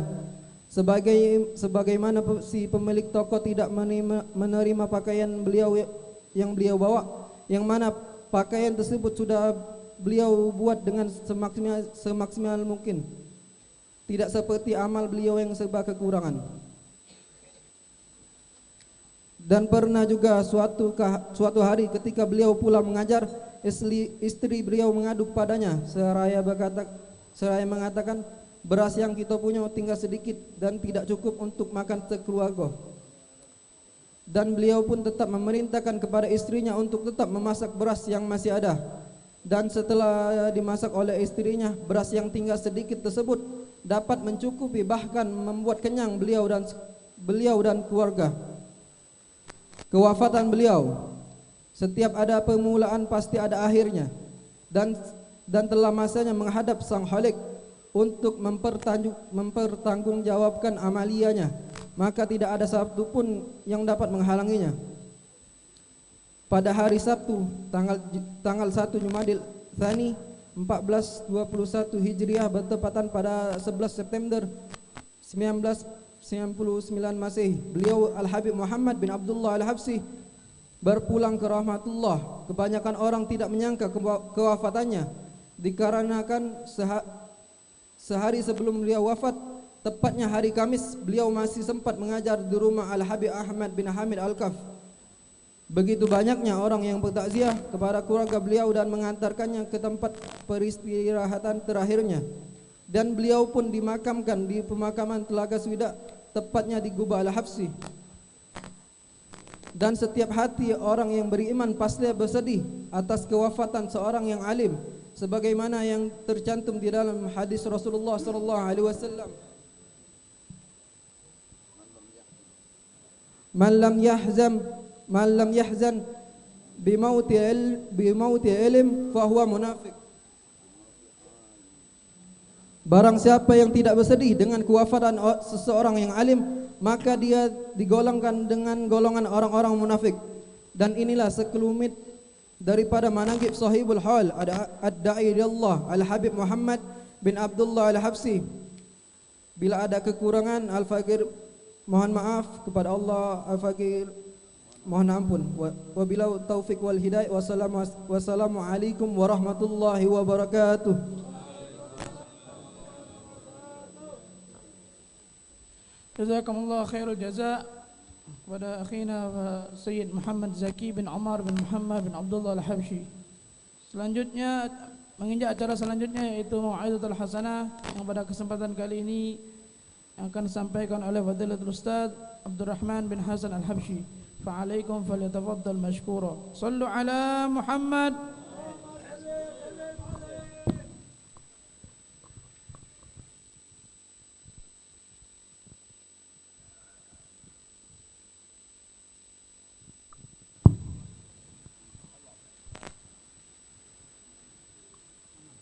Assalamualaikum warahmatullahi wabarakatuh. Bismillahirrahmanirrahim.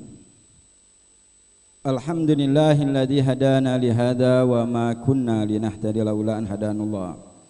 Asyhadu an la ilaha illallah wahdahu la syarikalah wa asyhadu anna sayyidana wa nabiyana Muhammadan abduhu wa rasuluh. Allahumma salli wa sallim ala sayyidina Muhammad miftahi babir rahmatillah adada ma fi ilmillah salatan wa salaman daimaini bidawami mulkillah wa ala alihi wa sahbihi wa man walah wa la hawla wa la quwata illa billah amma ba'd. Hadirin yang dimuliakan Allah Subhanahu wa taala. Wabil khusus para guru-guru kita yang hadir di tempat yang sangat mulia ini. Kita masih berada yang dinamakan oleh Nabi sallallahu alaihi wasallam taman daripada taman sorga. Dan penghias daripada taman sorga tersebut kehadiran daripada guru-guru kita di tempat ini, orang tua kita. Alhamdulillah kita masih sempat berkumpul dengan mereka, sempat duduk dengan mereka.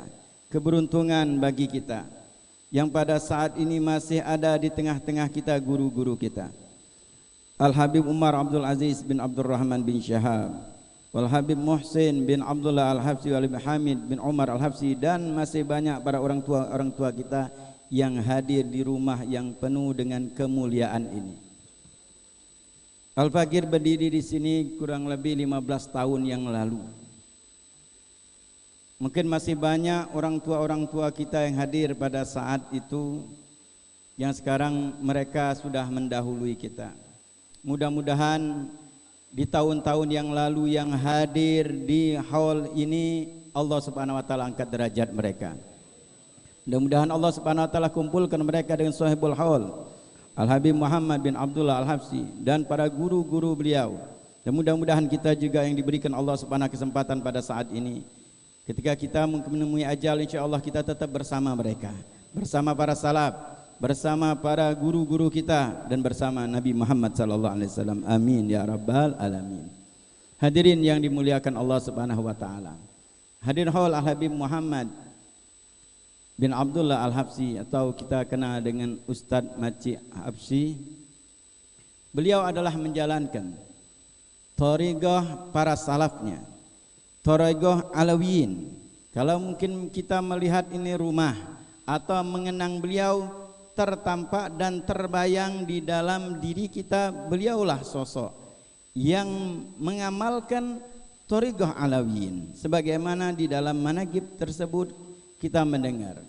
Thariqah Alawiyin atau thariqah Alawiyah yang dipondasikan, yang dikatakan oleh Al-Imam Al-Habib Ahmad bin Zain Al-Habsyi adalah berdasarkan dengan ilmu, amal, ikhlas, khauf wal wara'. Dan ini ada pada beliau, ilmu ada pada beliau, Dan insya Allah mudah-mudahan keinginan daripada salah satu keturunan beliau menghidupkan rumah ini dengan ilmu, insya Allah kita bisa membantu melaksanakan hal tersebut agar tetap terpancar ilmu dari rumah yang penuh barokah ini. Rumah yang luar biasa. Di sini ada seorang wali min auliyaillah, Al-Habib Muhammad bin Abdul Al-Habsyi, luar biasa. Beliau waroknya tadi telah kita bacakan managib. Dan di antara sekelumit daripada yang kita dapatkan dan kita mendengar, sudah terbayang di dalam diri kita, benak kita, beliau bertutur kata luar biasa waroknya. Beliaulah yang disaksikan oleh Nabi Muhammad sallallahu alaihi wasallam adalah orang yang beriman kepada Allah, beriman kepada hari kiamat. Yang Nabi sallallahu alaihi wasallam menyatakan, "Man kana yu'minu billahi wal yaumil akhir falyaqul khairan aw liyasmut." Barang siapa yang beriman kepada Allah dan hari kiamat, maka berucaplah dengan ucapan yang baik atau diam. Beliau sosok yang menggambarkan hal tersebut yang luar biasa. Yang tadi digambarkan, memang Al-Faqir dahulu pada saat sebelum ke Hadramut datang ke sini, duduk dan beliau dengan para ashab kita. Beliau hanya diam. Kecuali kalau kita bertanya, beliau jawab dan menjawab seperlunya. Kita mungkin mendapatkan juga Al-Habib Umar bin Ahmad bin Syahab, yang mereka seolah beda di dalam hal duduknya kita. Al-Habib Umar bin Ahmad bin Syahab memberikan ilmu tanpa kita bertanya. Beliau tidak pernah dia memberikan ilmu, berbagai macam ilmu. Bercerita dari mulai mungkin kita datang sampai kita pulang, beliau cerita mengeluarkan ilmunya. Tapi ketika kita duduk dengan Habib Muhammad bin Abdul Al-Habsyi, beliau hanya sekadar diam. Kecuali kalau ditanya, beliau menjawab seperlunya. Seperti di dalam managib tersebut, kita bertanya mengharapkan cerita dari beliau tentang guru-guru beliau. Beliau hanya menjawab, itu guru ana. Ditanya tentang Habib Umar bin Ahmad bin Syahab, beliau nyatakan, itu guru ana. Beliau hati-hati di dalam berucap. Itulah orang yang beriman kepada Allah dan hari kiamat. Kalau mungkin satu ini kita ambil faedah di zaman kita sekarang yang luar biasa, bukan hanya berucap dengan lidah kita, tapi kita berucap dengan tangan kita. Bukan hanya dengan satu dua orang, akan tetapi setiap saatnya kita berucap dengan ribuan orang, bahkan jutaan orang melalui HP yang ada di tangan kita. Bahkan kita tidak pernah sendirian, senantiasa berucap, senantiasa kita komen di grup-grup. Luar biasanya kita seolah-olah ucapan kita tidak dipertanggungjawabkan di hadapan Allah Subhanahu wa taala. Hadirin yang dimuliakan Allah Subhanahu wa taala. Ambil faedah sedikit dari kitab Al-Imam Haddad radhiyallahu taala anhu arda. Beliau menyatakan di dalam berkenaan dengan masalah lidah, wa min a'dhamil afatil lisani al-ghibatu wa hiya dzikruka akhaka muslim fi ghaibatihi bima yakrahu walau sami'ahu. Sawa'un zakartahu bin naqsin fi dinihi aw badanihi aw ahlihi aw waladihi hatta fi masyatihi wa thawbihi wa sa'iri ma yata'alluqu bihi. Imam Haddad menyatakan di antara paling besarnya kejahatan lidah adalah ghibah.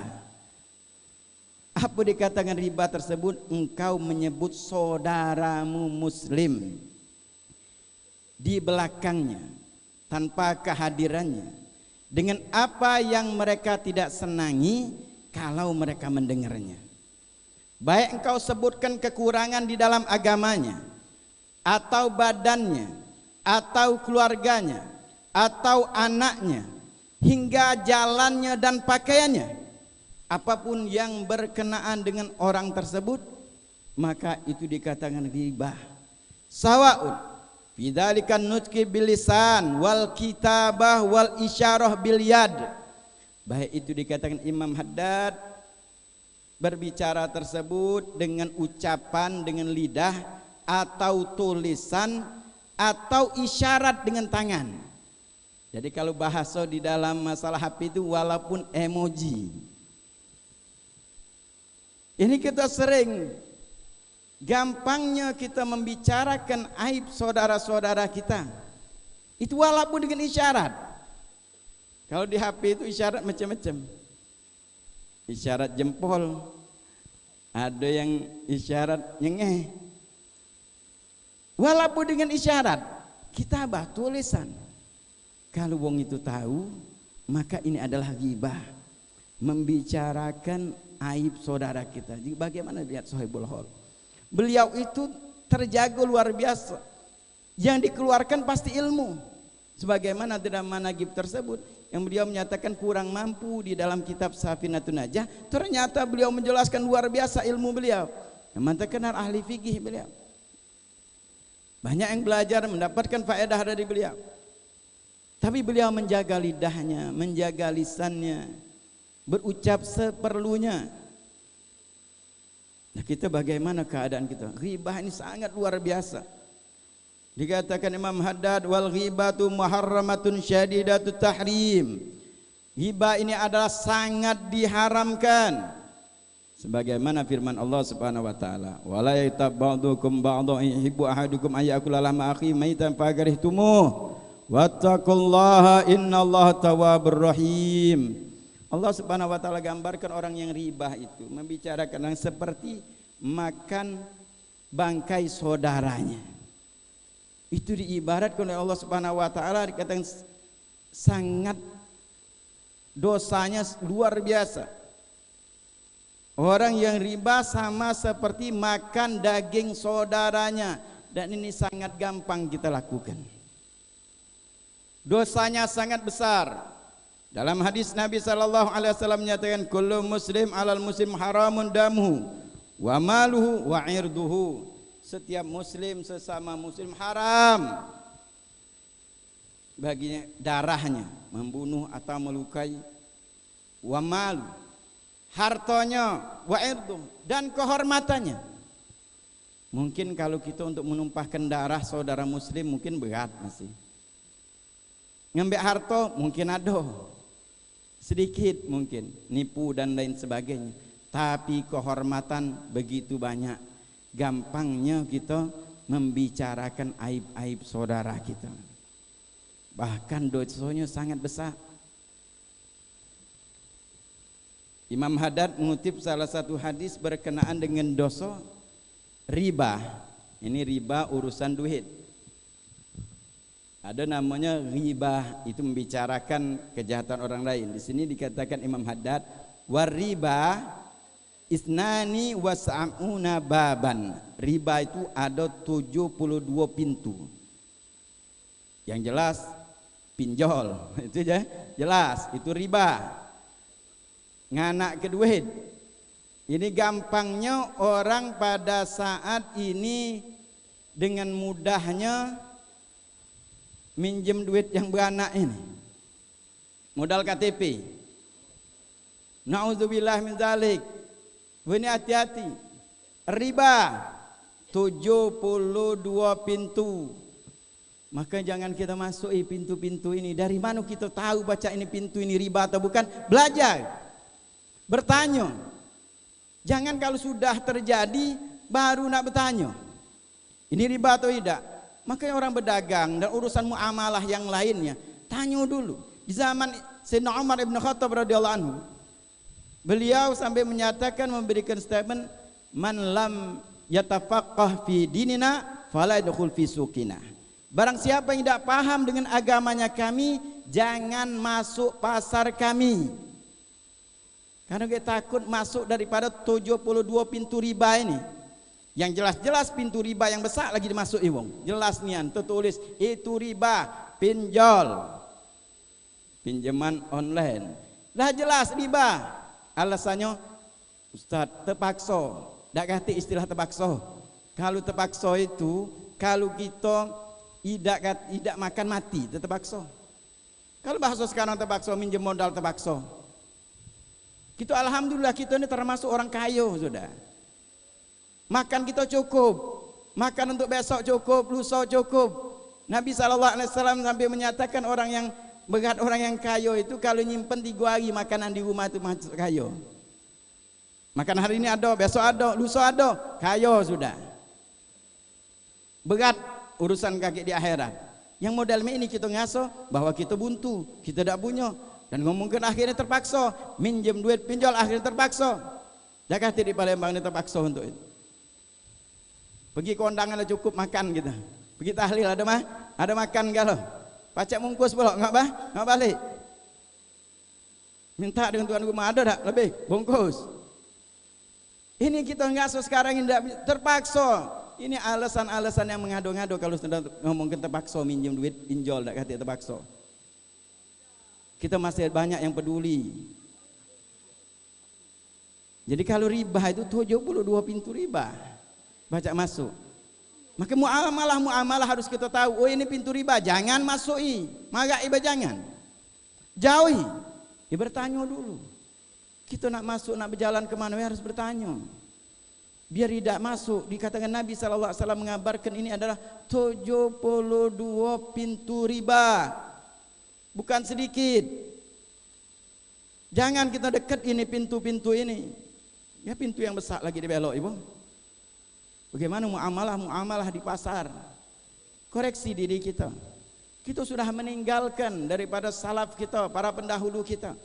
Mereka luar biasa, mereka dengan ilmunya, dengan amalnya, bahkan meninggalkan harta untuk anak cucunya. Kenapa kita sekarang tidak bisa? Karena keberkatan sudah hilang. Di antara keberkatan yang kita hilangkan dari diri kita, itu dalam kitab Ihya Ulumuddin dan kita baca adalah buku ilal Jum'ah. Cepat-cepat pergi ke Jumat.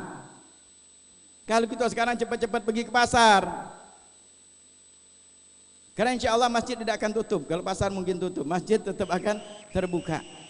Di antara faedah orang yang cepat pergi ke Jumat, malaikat itu kenal. Malaikat itu kenal dengan wong yang cepat pergi sholat Jumat. Sampai-sampai kalau telat satu Jumat, satu sama lainnya malaikat itu akan nanyo, kemana si anu Fulan bin Fulan? Ngapo dia terlambat? Kalau sekarang sudah terlambat kan? Dah ada lagi yang namanya dapat onto itu tidak gatik lagi dah. Dapat onto itu dah tidak gatik zaman kita. Zaman kita dapat telok kalau. Nah ini kalau yang cepat, malaikat kenal, oh si anu, catat malaikat dengan buku catatan dari perak digambarkan Nabi Sallallahu Alaihi Wasallam. Pena dari emas. Ini sangat berharga luar biasa. Cepat sholat Jumat. Kalau Sayyidina Abdullah bin Mas'ud dia nangis. Padahal sudah pajak sudah mentu dia. Yang keempat, di masjid ada 3 keuang, sedih dia. Ya Allah, ngapa aku yang keempat ini? Dahulu orang dikatakan untuk Jumat itu di jalan-jalan itu sudah penuh setelah sholat subuh. Jalan penuh untuk sholat masjid ke masjid jami. Mereka datang sudah waktu sahur, rebutan. Kenapa mereka harapan doa dari malaikat? Ternyata malaikat itu mengenal dan mendoakan. Kalau telat sehari, apa mereka langsung berdoa kepada Allah Subhanahu wa taala? Ya Allah, kalau seandainya dia telat karena dia miskin, karena buntu kayo kelah dia, ya Allah. Siko itu doa malaikat, banyak doa malaikat itu. Kalau siko itu mungkin kita coba kalau dengar ini bakalan cepat untuk sholat Jumat. Malaikat doakan, ya Allah, kalau dia telat karena buntu kayo kelah dia, kata malaikat. Pacar para salaf kita pendahulu kita, mereka berduit. Sekarang kita cepat ke pasar cepat. Jumat telat. Jumat kadang-kadang nunggu adzan kedua, bahkan kadang-kadang nunggu nak pakai qomat. Ini yang kita tinggalkan. Hadirin yang dimuliakan Allah Subhanahu wa taala. Ini Imam Haddad mengingatkan hadis luar biasa 72 pintu riba. Hati-hati. Wa adnaha mitul ayan ki rajulu ummahu, paling rendah daripada 72 pintu riba ini adalah dia menikahi ibunya dewek dari 72 ini. Dan yang ngomong ke wong termasuk wa in arba berriba, di antara yang 72 ini di antaranya adalah istatalatur rajulu fi 'irdi akhihi muslim. Dia mencemarkan kehormatan saudaranya muslim, termasuk ini, yaitu ghibah. Baru masuk ini adalah ghibahnya, termasuk dari 72 ini adalah mencemarkan nama saudaranya muslim. ngomongkan kejahatan wong. Ini yang harus kita koreksi di zaman sekarang ini. Yang dikatakan dosanya besar, tapi banyak wong yang melakukannya. Katakan Imam Haddad, wa ma ahwanul wuku' fiha 'alan nas. Dikatakan berapa banyak alangkah mudahnya orang yang jatuh kepada maksiat ini, dosa ini. Dosa yang besar luar biasa, tapi alangkah banyaknya, kata Imam Haddad. Alangkah mudahnya orang jatuh kepada dosa ini. Illa man rahimallah wa qalilum mahum. Kecuali orang yang disayang Allah.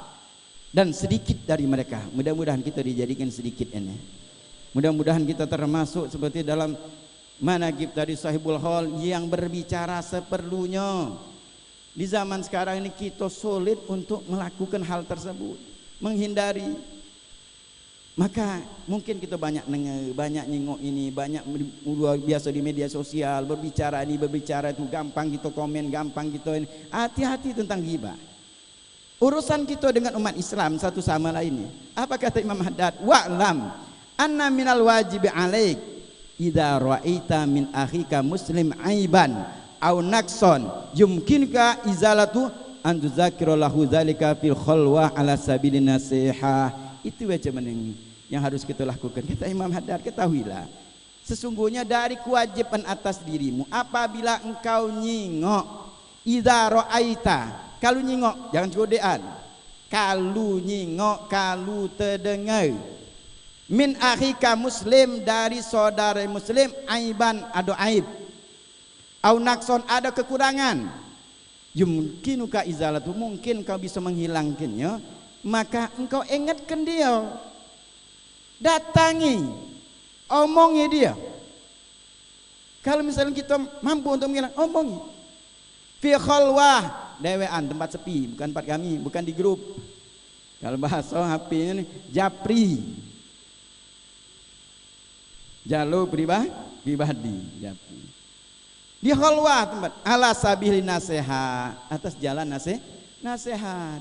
Urusan kayak masalah nimu atau tidak, nggak usahlah kita dengar. Itu kalau kita mampu menghilangkannya.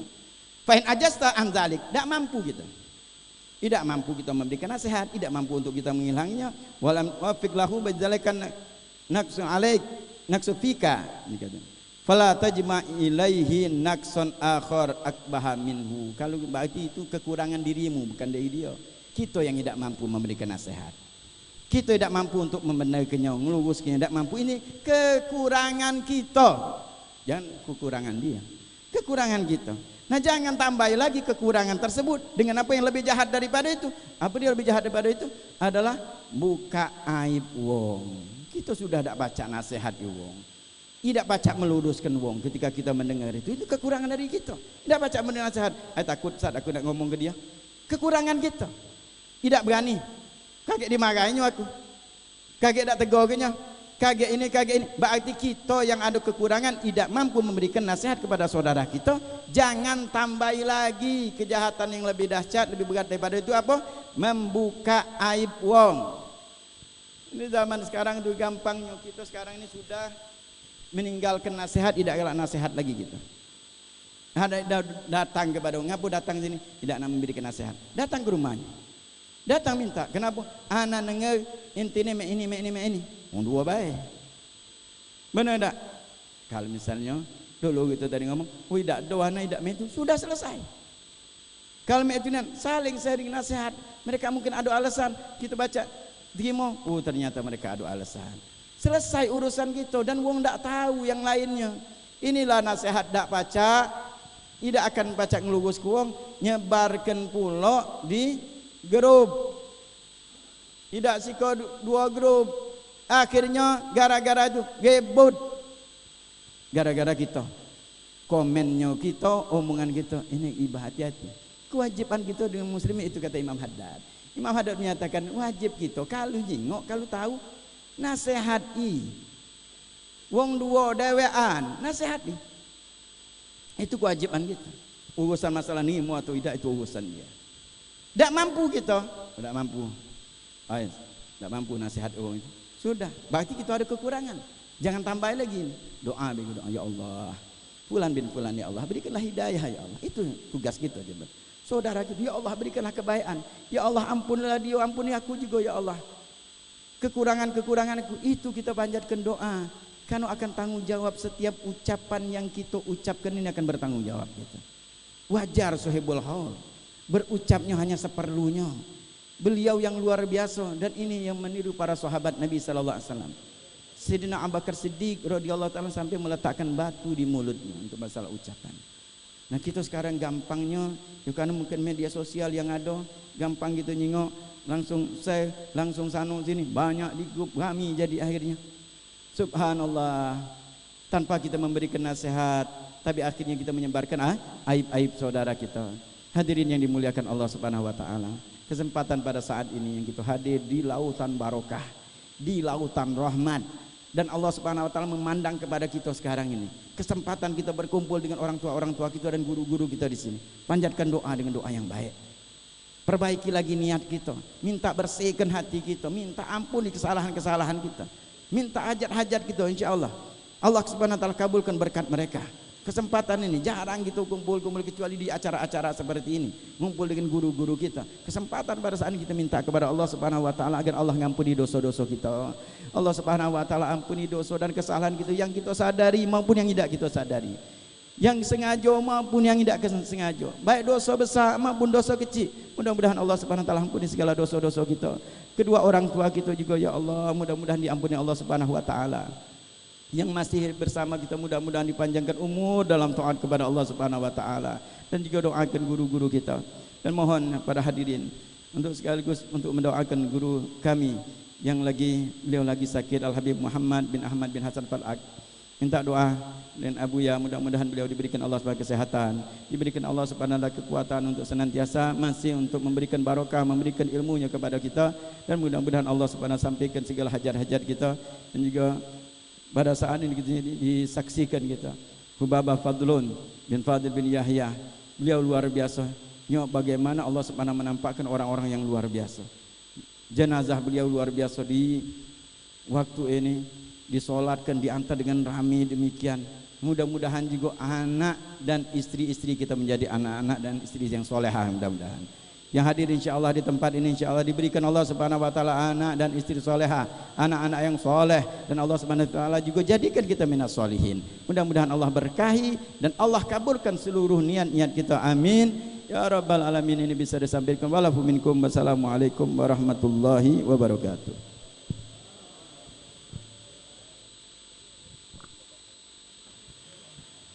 Jazakumullah khairul jaza. Kita ucapkan kepada guru kita Al-Habib Ustaz Abdurrahman bin Hasan Al-Habsyi. Menginjak acara selanjutnya doa syifa dan talqin dan zikir dilanjutkan dengan doa penutup. Kita mintakan kepada Fadilatul Ustaz doa syifa, kita mintakan kepada Abu ya Al-Habib Muhammad Abdul Aziz Abdurrahman Syahab. Setelah talqin dan zikir dan doa penutup kita mintakan kepada Al-Habib Muhsin bin Abdullah Al-Habsyi. Fa'alaikum wa falyatafaddal mashkura. Sallu ala Muhammad.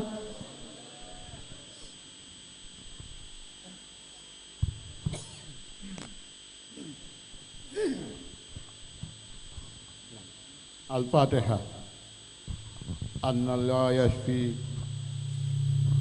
Abdul Aziz bin Ali Al-Idrus wal Habib Muhammad bin Ahmad Fadak. Anna Allah yashfihima shifaan wa Mustafa bin Husain bin Shihab wal Hubabah Suud bin Idrus bin Shihab. Anna Allah yashfihim shifaan ajilan shifaan la yughadiru ba'duhu saqaman ala hadhihi niyya wa ala kulli niyatin salihah wa ila Muhammadin Nabi Muhammadin Mustafa sallallahu alaihi wasallam. Al-Fatihah.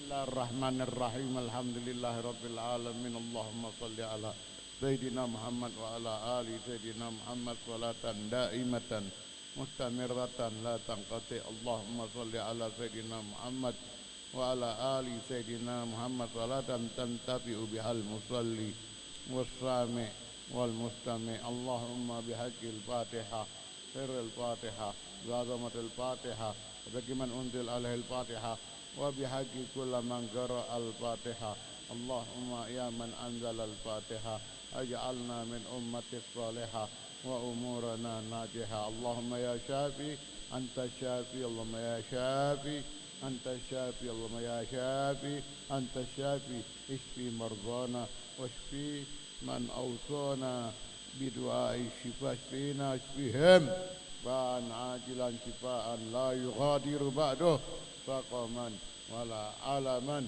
برحمتك يا أرحم الراحمين اللهم أنت ولي نعمتنا وأنت القادر على طلباتنا تعلم حاجاتنا ونسألك اللهم يا الله بحق محمد وآل محمد لما يسرت أمورنا وأمورهم ولما قضيت حاجاتنا وحاجاتهم صلى الله على سيدنا محمد وعلى آله وصحبه وسلم الحمد لله رب العالمين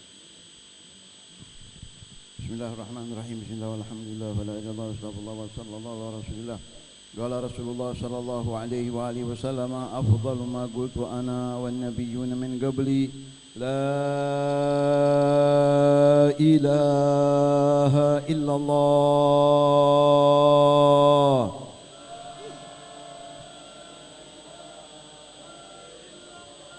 لا إله إلا الله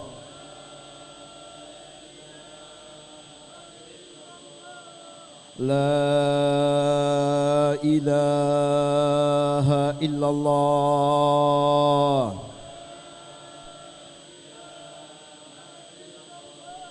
محمد رسول الله صلى الله عليه وآله وسلم وشرف وكرم ومجد وعظم ورضي الله تعالى عن أهل بيته الطيبين الطاهرين وأصحابه الأكرمين وأزواجه الطاهرات أمهات المؤمنين وعلينا معهم وفي برحمتك الرحمن الراحمين وصلى الله على سيدنا محمد وعلى آله وصحبه وسلم الحمد لله رب العالمين آمين آمين آمين حبيب حامد تفضل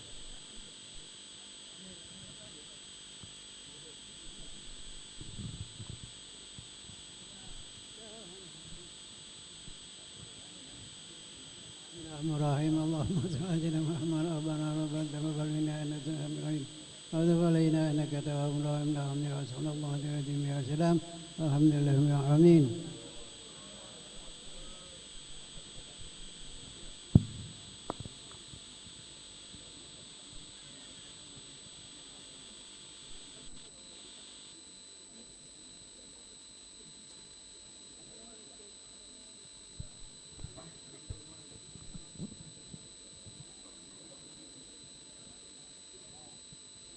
Nampan wong 4